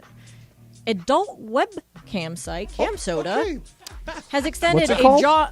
CamSoda. CamSoda. They have extended a jaw-dropping $1 million offer to Jackson to provide play-by-play analysis during their live cam shows. In a quirky twist, the company even suggested that Jackson can use his famous catchphrase, grown man move, during sensational moments when couples, perform their acts, I guess you want to call them. Would you ever take this offer, Kappy? Swipe left or swipe right? Well, I didn't know what CamSoda was. It's an adult film website. Right. I'm looking at it. Oh, I should have told you. I mean, you're at home, so it's okay. Yeah. Would I do play-by-play for CamSoda? For $1 million, yeah. For $1 million, yeah, I'd probably do it, yeah. You do it for one. Not $1, but maybe... You do it for free. For Free a subscription. Yeah. All right, Beto. CamSoda No. comes to you and they're going to pay you $1 million No. to do play-by-play No. of No. adult action. No. And you can use your catchphrase. No. Do you have a catchphrase, Beto? No. No? I just do the job. Okay. No. Oh, damn. Oh, hell nah. What? Right, he Oh, doesn't hell have- yeah. He doesn't have a catchphrase. What? Not everyone does. Oh, no. I'm looking at CamSoda right now. So are you giving the CamSoda. play-by-play? Yeah. You really went there. Yeah, I'm here. You really went there. Oh, there's some stuff. This is my new site. All right. Oh, damn. Kappy, relax. I didn't know about this site. It's more organized than the other sites I use. Beto's face right now. Come on, Beto. Bookmark it. I don't- CamSoda.com. No. You out, huh? It's not my thing. All right. Come on, Lindsay. Give us one more. Okay. So we're going to combine the last two stories, I guess, in a way, and take the play-by-play call or potential play-by-play call of Mark Jackson and an adult website, CamSoda, and the Baltimore Orioles announcer and say, did you guys see? I know everybody saw the fight between Cleveland Alert, Guardians, Jose Ramirez, and Tim Anderson. Woo! But I want to play. You're talking about homer calls. We can get into this more. If you guys want to. We'll bring it over into the next segment because Yes, I wanted to talk about fights this week. Oh, well, yeah. Let's talk about that then. Well, I want to play really quick the Tom Hamilton call. Well, wait a second. This is the one where he's calling the fight on the field? He's calling the play. You want me to save it? I'll save Yeah, it. save it. Yeah, save it. I want to get into it. Because whoever has not heard it, this is like an attempt to recreate one of Howard Cosell's all-time greatest calls. Stick around. That's Radio Tinder. It's presented by Tequila Mandala. Always swipe right on Tequila Mandala. Beto's in for Sedano. And let's talk about all the big brawls that took place this weekend next here on 710 ESPN. Mason, Ireland.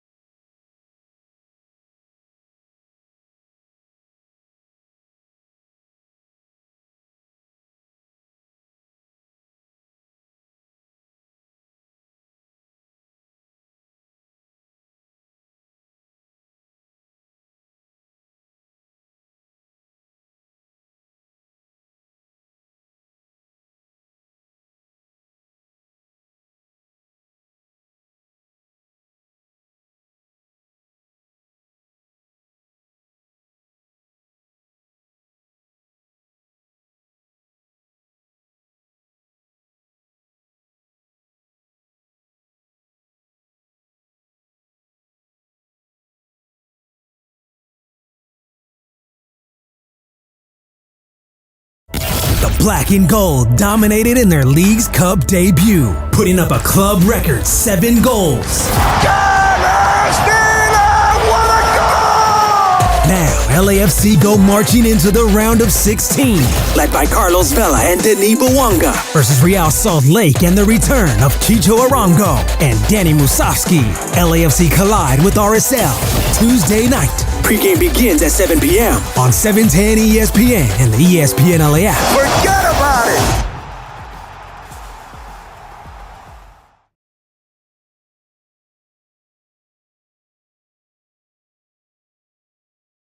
Float over the weekend while we were at camp or something? Somewhere you did. Sure did. And yesterday, August 6th, back in 1994, the #1 hit. This song's got a lot of history here at 710. Lisa Loeb, Stay, I Missed You. Sedano and Kap continues your Monday afternoon right now. Yeah, it's not just Monday afternoon. It's a Hollywood Park Casino Fantasy Monday on 710. Keep listening because we're going to do it again. Your cue to call. When you hear that cue, you be calling number 7 at 877-710-ESPN, and you win a draft party for you and 7 of your pals on Friday, August 18th at Hollywood Park Casino, and you're going to be there with the entire 710 crew. If you haven't been to this event the last few years, it just keeps growing and growing, and the food at Hollywood Park Casino is fantastic.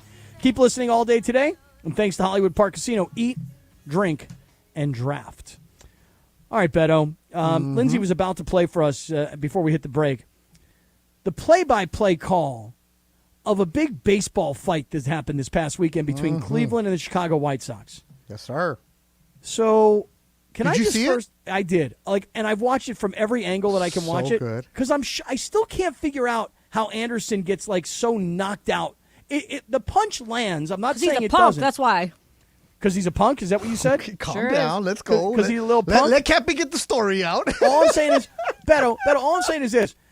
The punch didn't land with, the knuckles to the jaw. It kind of landed with, I don't know, where you fist up your fingers. I don't even know what you call this. I forgot that in the promo you're a boxing purist, right? No. Not combat sports. You're a purist. Right. But the punch doesn't seem to land, with the knuckles. It seems to land with the inside. I'm just saying I've watched it over and over again. Yeah. How did he get punched and knocked out on his feet like that?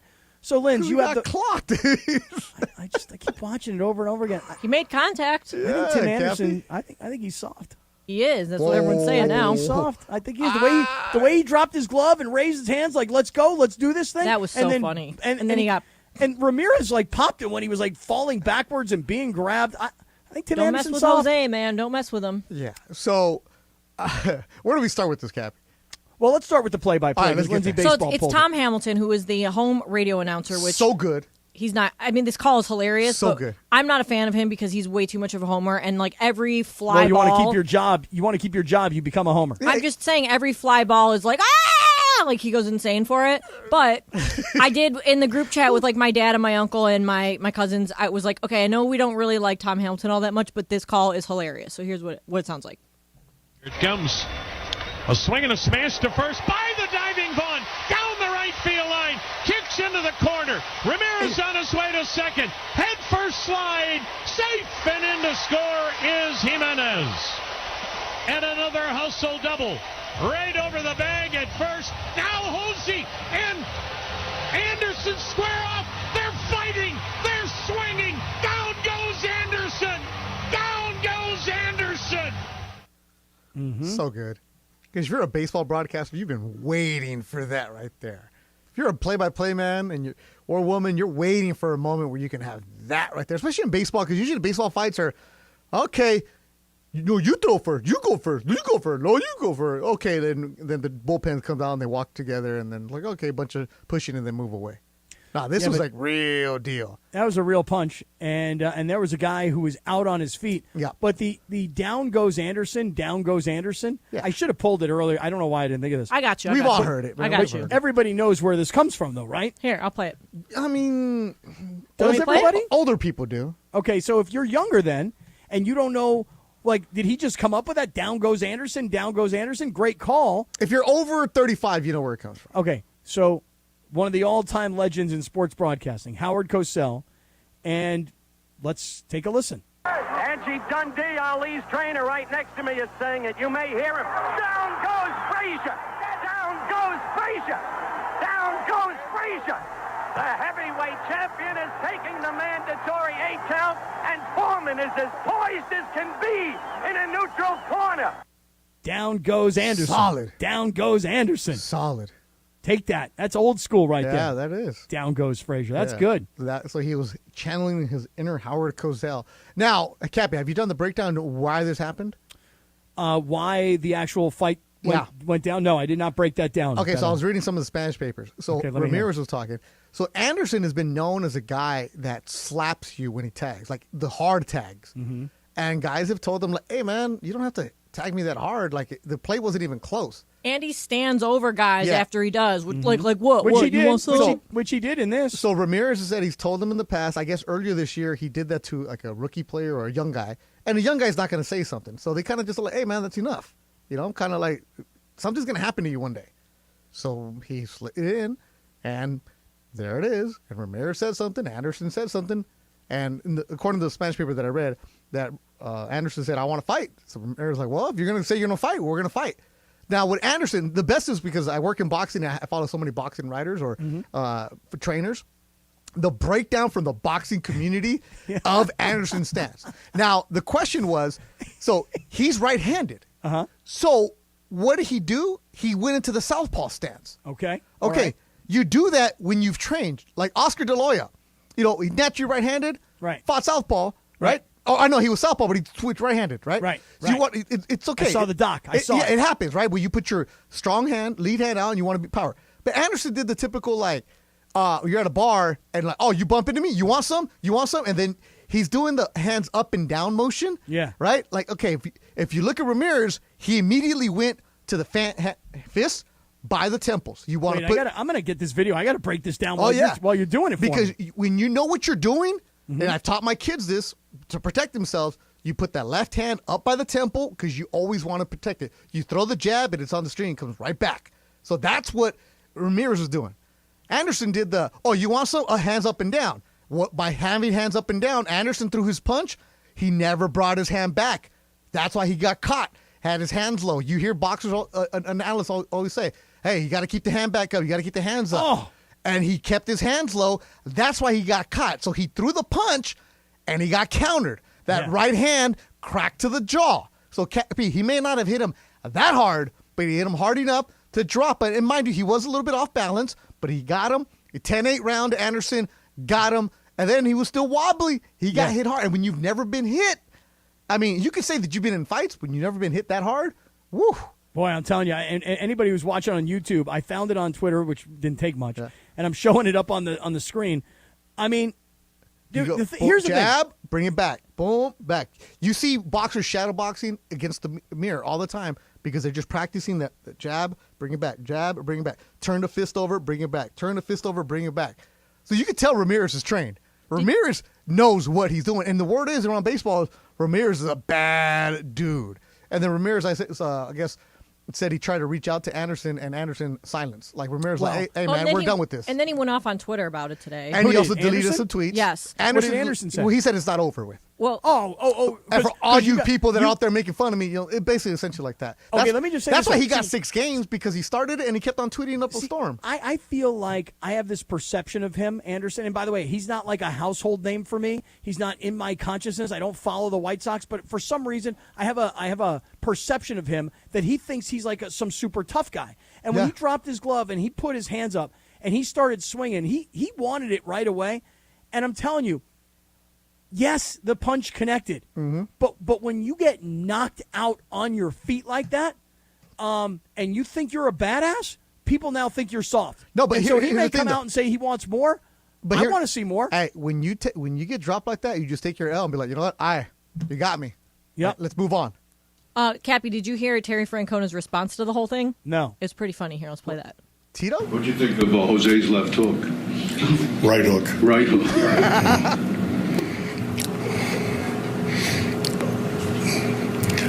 You know, it's not funny, but when I came in, I'm listening to Hammy, it's hard not to chuckle. I mean, but you know, again, it's not funny, but boys will be boys. I love him. So that was like the fight that people were talking about over the weekend. But I didn't watch this on Saturday night, Beto. I don't know if you decided to or not. Did you watch Jake Paul? Oh, absolutely. Okay, you did. I watch everything, man. Okay, I would have loved to have watched this fight. I sent you the link. I know, but dude, I was doing other things. I was with my girl. I sent you the link that you can use on your phone. Beto, he was on vacation with Rachel. He also did a radio show on Saturday, so it's okay. No, it wasn't a radio show. It was like a 10-minute podcast. Okay, Yeah. well then you could have watched that fight. I sent you the link. I sent you the link. It was we were drinking.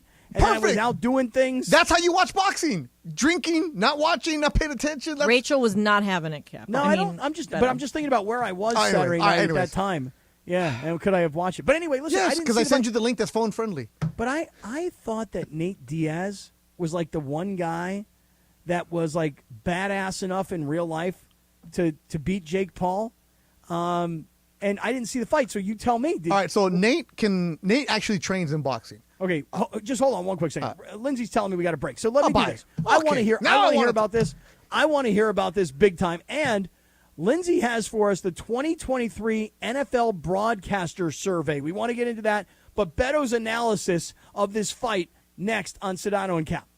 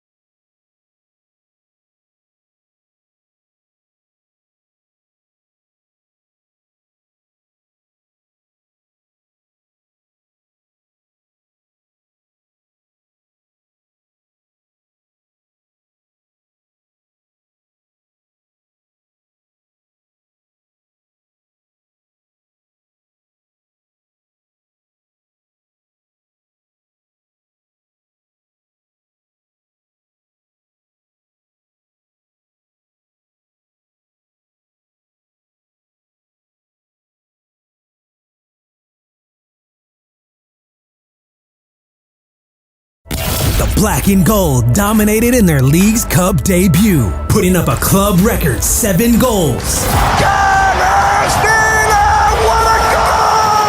Now, LAFC go marching into the round of 16, led by Carlos Vela and Denis Bouanga, versus Real Salt Lake and the return of Chicho Arango and Danny Musovski. LAFC collide with RSL Tuesday night. Pregame begins at 7 p.m. on 710 ESPN and the ESPN LA app. Forget about it!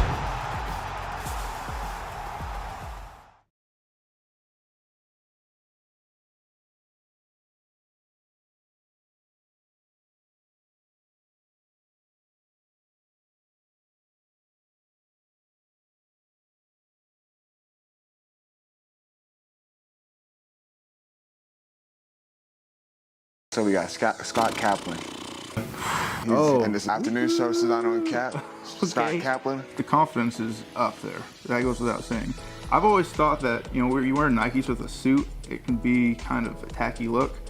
But if you don't wear an undershirt and you wear those glasses, then maybe it pulls it together. So I'm going to give that one, just for the fact that he knows what he's doing, I'm going to give him a 6. Would you wear that yourself? No. Never, ever, ever be seen in that. Honestly, suit's not bad. The no undershirt raises it up a little bit to where I'd probably say 8.5. Would you wear that fit? 100%. Shoes on point. Resort and Spa, good times, less than 90 minutes from wherever we are. Beto's in for Sedano. Yeah. Tomorrow's going to be just mayhem here tomorrow. You got Beto. Yeah. The Big CY. Oh. Morales. Oh. Myself. Oh. Baseball. Oh. The Queen. Oh. I mean, it's just going to be... No, we got Funch tomorrow. Oh, Funch, you in tomorrow? No, I'm not, but I'll hang out. Okay. I'm telling you right now, it's going to be a very large mishpucha. I'll tell you that. I'll hang out. Sure. Funch, come. Because we're going to the soccer game tomorrow. I'll come. Yeah. I will come to the show, but I don't know the soccer game. We'll then forget it. I don't want to go then. Yeah, he don't want you there. No. If you're not going to be committed to the soccer game. Damn it. Cap, how you feeling, man? I feel good. I feel really good. I'm watching the YouTube stream, man. Yeah, we look good, don't we? Oh, we're sexy, though. We're hot. I'll say this. Hot. And by the way, I do need to bring in my makeup, man, because these lights make my forehead shine. That's why bro. I wear sunglasses in there. It's crazy. My goodness, yeah, but I'm not even But this all oily. you need is some primer. I'll get you No, some. I got it in my bag. I know, but you could put primer on and then it won't get shiny. Oh, wait, don't trip. I got my makeup bag with me. Don't Here you trip. go. Oh, yeah. Yeah, put it on, baby. Hold on. I'll just get one of my Hold up. my papers that Hold Yeah, get the oil absorbing, the blotting Yeah, papers. the blotting papers. Those are clutch for sure. Yeah. Oh, look how sexy you are, man. Oh, I know. I stay ready. Bro. I stay ready. I You love never it. know if Jim Hill might show up and need me again. Put that one on your reel. Yeah. All right, baseball. What do we all need to know? All right, so Warner Brothers Discovery announced that it's going to launch a new sports tier for its streaming platform during the Major League Baseball playoffs. Another one? Yup. Wait, what? Warner Brothers Discovery. So they took are they? over. Warner Brothers Discovery is Warner Brothers. They own Discovery Channel and all of its entities, and also HBO. So everything that was on HBO Max, it's now all inclusive with Max. So if you go on the Max app, it's got everything that was on Warner Brothers Discovery and HBO Max. You know, we got all the home renovation shows. You watch any TLC shows? No. No. Wait, Yeah, those are now on Max? They're on Max now, Yeah. yes. Oh, really? Wait, I was watching Righteous Gemstones on Max. Yep, that's on Max. Wait, That's wait, an HBO show. Oh, It's a good dude. show. Dude, I've heard about because I love that guy So Kenny good. Powers. I love yeah, that he's guy. great. Danny McBride. Yeah. Kappy, this is so, because you're from Florida and you know about those Southern preachers, this is so up your alley. Bible man. Belt. I know, but I feel like when I go to Max right now, I got to start winning time. No, you know what, Cap? You know, have to. I'm going to wait until there's like 3 episodes out because I like to watch a couple at a time. Oh, wait, and they're winning short. time, the whole thing, it's still this week by week Yeah, week by nonsense? week. Oh, I'm not doing that. No way, man. I like to watch like at least 3 at a time. Yeah, I got to binge. Go to Righteous Gemstones. Check that out. Kappy. Okay, I'm going to You'll look love at it right now. I mean, I've Oh, yeah. seen the promos. They're hilarious. So good. 3 seasons, so it's so good. Oh, Okay, it's the so first anyway- one. Anyway, First yeah. just popped up. Go ahead, baseball. The Max app is owned by Warner Brothers Discovery. So we'll just call it the Max, right? Okay, 'Cause that's all what it's called, okay?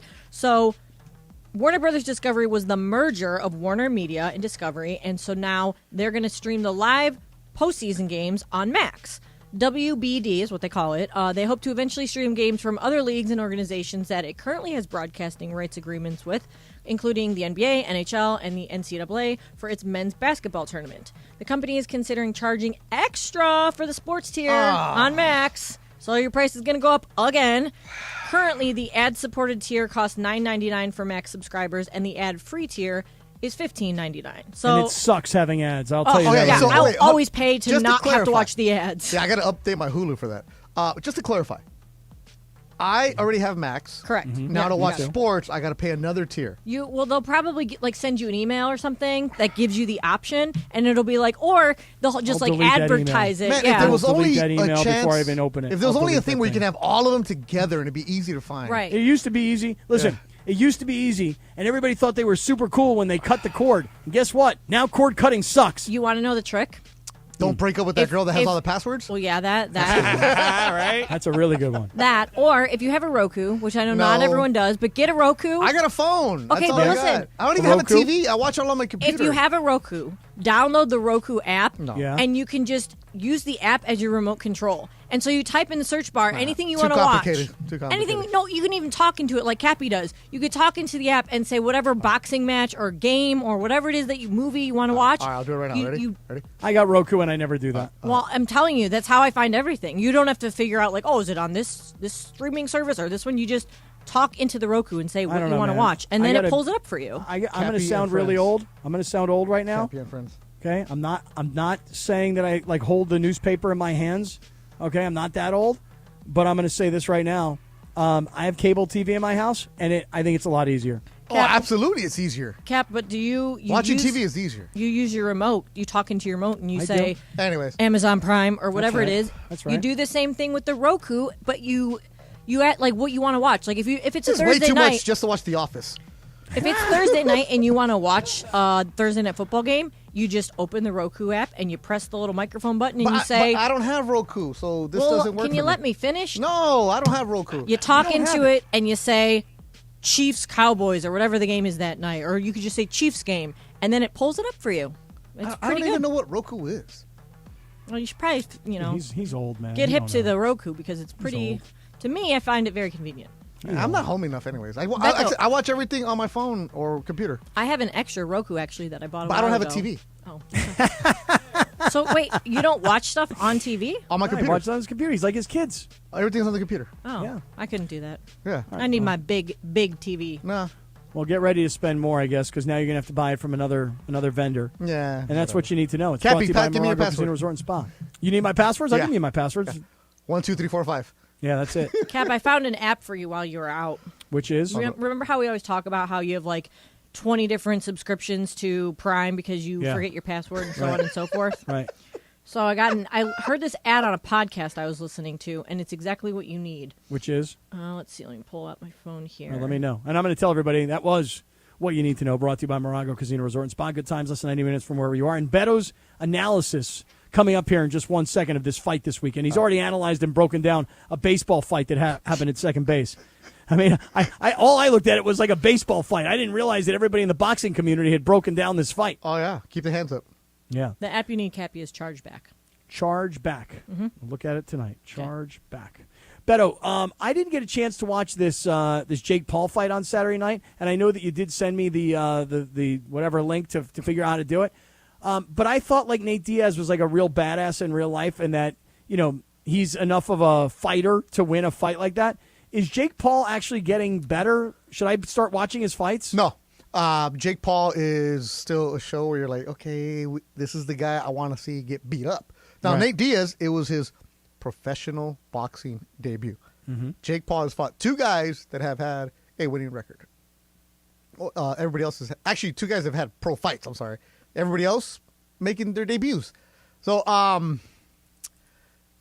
now Nate Diaz, his background, he MMA guy, of course. He boxes a lot. He trains in boxing. This guy is in crazy shape. He does triathlons. Mm-hmm. He lives in Stockton. He runs marathons. Him and his crew. That's what they do. They go those mountain bike adventure racing. He Yeah. does that kind of stuff, right? Mm-hmm. So he's in great shape. But he was moving up almost 3 weight classes, so you can see the size difference between them two. So Jake Paul's a lot bigger? Yeah, Jake Paul's a big dude. So they weighed in at 185. He probably went in close to 200 pounds on fight night. Mm-hmm. And then Nate, you saw the body size was different. So when you're boxing only, and this is when I talked to some people who I know from Nate's camp, there's like, if Jake catches him early, the fight's going to end. And that's what Nate Diaz was doing. He was in the middle, and he was just mixing it up with him. He was hoping to gas out Jake Paul. Mm-hmm. And that's what you saw towards the end of the fight, where that's kind of what he was doing. But by that time, Paul had built up enough of a lead. He did knock him down, but it wasn't a big knockdown. Nate was looking for that big knockout later on, hoping he would catch him because it would be a tired Jake Paul, and he just never was able to do that.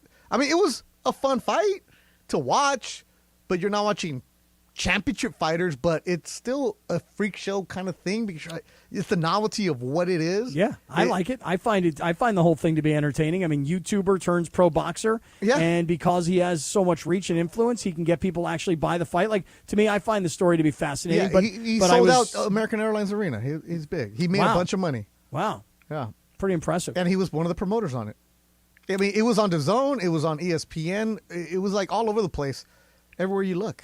Wow. I mean, the guy, like him or not, he knows how to promote. Right. I mean, his Prime drink sells out of the stores quick. All the kids have it. My nephew is 12, and when we were camping, he's like, "Can you guys buy me some Prime? I have to have that stuff." Exactly. Really? Like Get Jake some- Paul has yeah. that much influence Oh, over yeah. young kids and he can absolutely. sell them those kinds of products and stuff, too? Everything. Damn. He's like a top 10 YouTuber, like as Right. far as followers go. Yeah, so like I guess his brother was involved in WWE that afternoon. So yeah, his brother was at SummerSlam, won his match, and like hurried up and got in the car and like drove over to the other arena to go watch his brother. And where was this all at? You say American Airlines. This is Miami, Dallas. Dallas. Yeah. Hey, all I saw was this. After this is why I don't like to go to these kinds of fights anymore. Like it seems like after the fights are over, it's everybody who's a tough guy who's been drinking who now wants to fight. Well, that was Nate Diaz's crowd. Yeah, is that right? Nate's crowd, they love to mix it up, man. They come in strong. So here's Jake Paul's record, right? When he started boxing in 2020.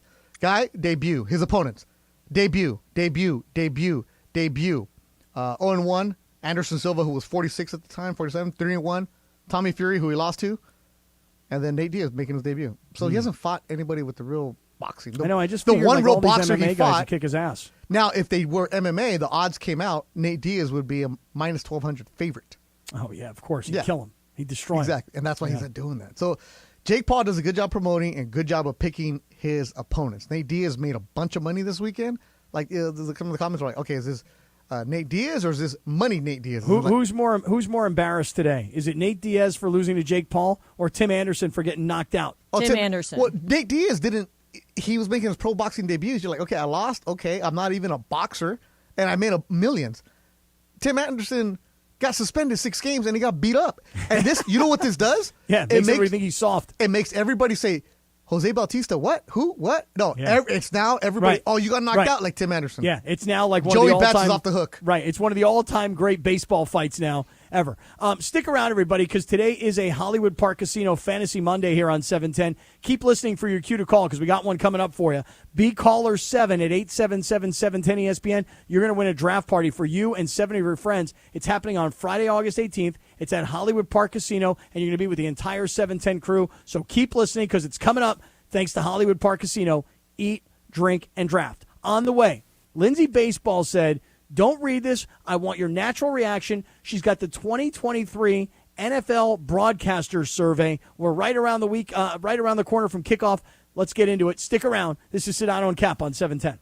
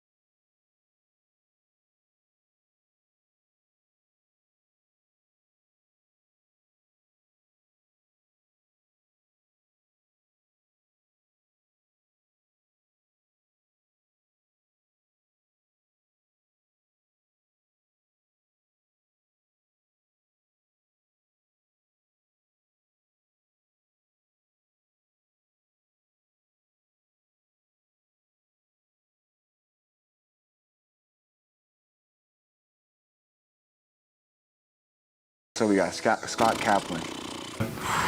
In this afternoon show, Sedano and Kap. Scott Kaplan. The confidence is up there. That goes without saying. I've always thought that, where you wear Nikes with a suit, it can be kind of a tacky look. But if you don't wear an undershirt and you wear those glasses, then maybe it pulls it together. So I'm going to give that one, just for the fact that he knows what he's doing, I'm going to give him a 6. Would you wear that yourself? No. Never, ever, ever be seen in that. Honestly, suit's not bad. The no undershirt raises it up a little bit to where I'd probably say 8.5. Would you wear that fit? 100%. Shoes on point. I get at a 7 too. Would you do the same thing? Show the little taco? I definitely show the chest. Gotta show the chest. I ain't gonna lie, it's different. You got the Dior shoes on it. The nice hat. I like the glasses. No shirt with the chain. He get a 10. I give my man an 8. I give him an 8 out of 10. He nice little drip. Do you think you can pull that off with no shirt? Nah, I don't think I can pull it out like he pulled it out. Nah,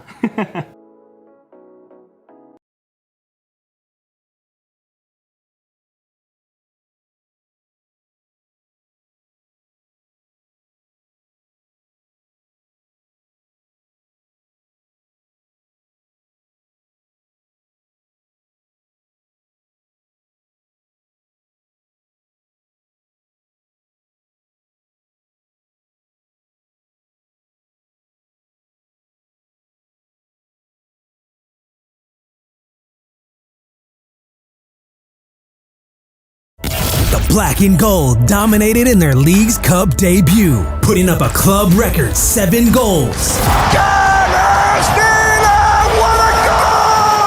Now, LAFC go marching into the round of 16, led by Carlos Vela and Denis Bouanga, versus Real Salt Lake and the return of Chicho Arango and Danny. Let's go. Yeah, it's Monday afternoon here on Sedano and Kap. Beto's in for Sedano. Yeah. And for some reason, I've been asking for summer hours all summer long. We're finally getting it tonight. You've been asking summer vacation. That's true. Yeah. So what's that, you taking a day off tomorrow? Who's taking a day off You. tomorrow? Not me. I mean, you worked the day after a vacation. You must be spent. I'm good, man. You Really sure? good. I thought Yeah, I'm you were going to positive. die around 5:30. I had Nah. Funch ready to go. We were ready to play Deal or No Deal, but no. No, You, I'm you good. sucked it up, baby. Yeah. Proud of you, Yeah. Cap. Feeling good. Feeling You're good. a gamer. You're a gamer. I think a lot of it, I think the real reason that I'm actually okay today, even though I drove from Mammoth to South LA, it took about 6 hours, is about the last 2.5 hours. Rachel said to me, why don't you let me drive and why don't you go through your email and your text and, this way you can spend some time doing something other than driving. And by doing that, I'm not feeling like all this stress, like I got to do all this stuff. You know what I mean? Like I feel like I got it all done. So I was ready to go. Hey, do you have an assistant? Not anymore, man. I need one. Can you help me? No. I don't mean you. I mean, do you know anybody? No. I don't. I need one desperately. I don't know good people. Yeah, I had it one too, and it didn't turn out so good. I can tell you. No, that. I'm just talking about people in general. Like, don't know I just anybody don't know. good. Yeah, I mean, I got a bunch of degenerates. So I understand that. yeah. I mean, they're good for something. Lindsay Baseball, why don't you set us up? I'm curious because Lindsay said to me last week, she's like, Scott, when we get back, we gotta get into this NFL broadcaster survey Because you And I love said- this stuff. Right, I do. And I said to her today, I go, do you want me to, can I read this? And she's like, no, don't read it. Let me throw it to you on the air, get natural reaction. So, Beto, have you read this or do you not know No, what's because she coming? told me last week, so I purposely avoided it because I love this nerdy kind of stuff. So It's inside baseball, but we love it though. Yeah, they're basically, The Athletic is polling its audience, trying to get they're trying to get the results of this survey, and I'm sure Mm-hmm. they will present them probably before the season starts. And it's just like an overall survey on NFL broadcasts as far as TV announcers, the networks, like who does the best job, who would be a good. I'll just get right into it. How about that? All right, let's hear this. All right, so first question here, there's 10 of them, all right? Mm-hmm. Which lead national broadcast team are you most looking forward to watching this year? Is it Amazon with Al Michaels, Kirk Herbstreit? Is it Fox with Kevin Burkhardt and Greg Olson and Aaron Andrews? NBC with Mike Tirico, Chris Collinsworth? CBS, Jim Nantz and Tony Romo? Or ESPN's Joe Buck and Troy Aikman? Beto, who are you voting for here? Al Michaels all day. I'm biased. I have to admit that I'm biased here. Yeah, Jim Nantz. We know Yeah, that. I'm a Nance guy. I don't even want you to ask that and don't get me question. wrong, What do you Uncle Big Al's my second, but Jim Nance kind of gets my win, and then I'd go with him too. It'd be Nance That's what I'm and thinking. then Nance. All right, next one. Which network do you prefer when it comes to game broadcasts? NBC, ESPN, Amazon, CBS, Fox, or NFL Network? Fox. yet again I'm biased here, and I like CBS. I'm going ESPN because guess what? They're the ones who pay me. Oh, forgot about that. ESPN. The views and opinions of Lindsay Baseball do not reflect that of Scott Kaplan or Beto Duran. See. All right, which network does it? That one, you don't care about the studio broadcast. I actually. Yeah, studio I kinda broadcast. like that, Okay, yeah. which network do you prefer when it comes Fox. to studio broadcasts? I love Kurt Menefee. Kappy? NFL Network. I kind of, I like those guys. And I But know on Michael Sundays, Irvin you won't be watch them? back. Yeah, I will watch. Sunday morning breakdown. That's who you're I don't watching. know anybody who watches the NFL Network. Oh studio no, Rich broadcast. Eisen and Steve Mariucci On Sunday and, mornings? Okay, maybe you're right. and Okay. no, and I'm missing some names here, like Kurt Warner. Like for me, I like He's a Kurt hardcore Warner. football guy. Yeah. And I also, Michael Irvin, I don't know that he'll ever be back with NFL Network, but I liked him too. I thought he was funny. And by the way, I love Chris Rose and Maurice Jones-Drew after the games. So I like the NFL Network.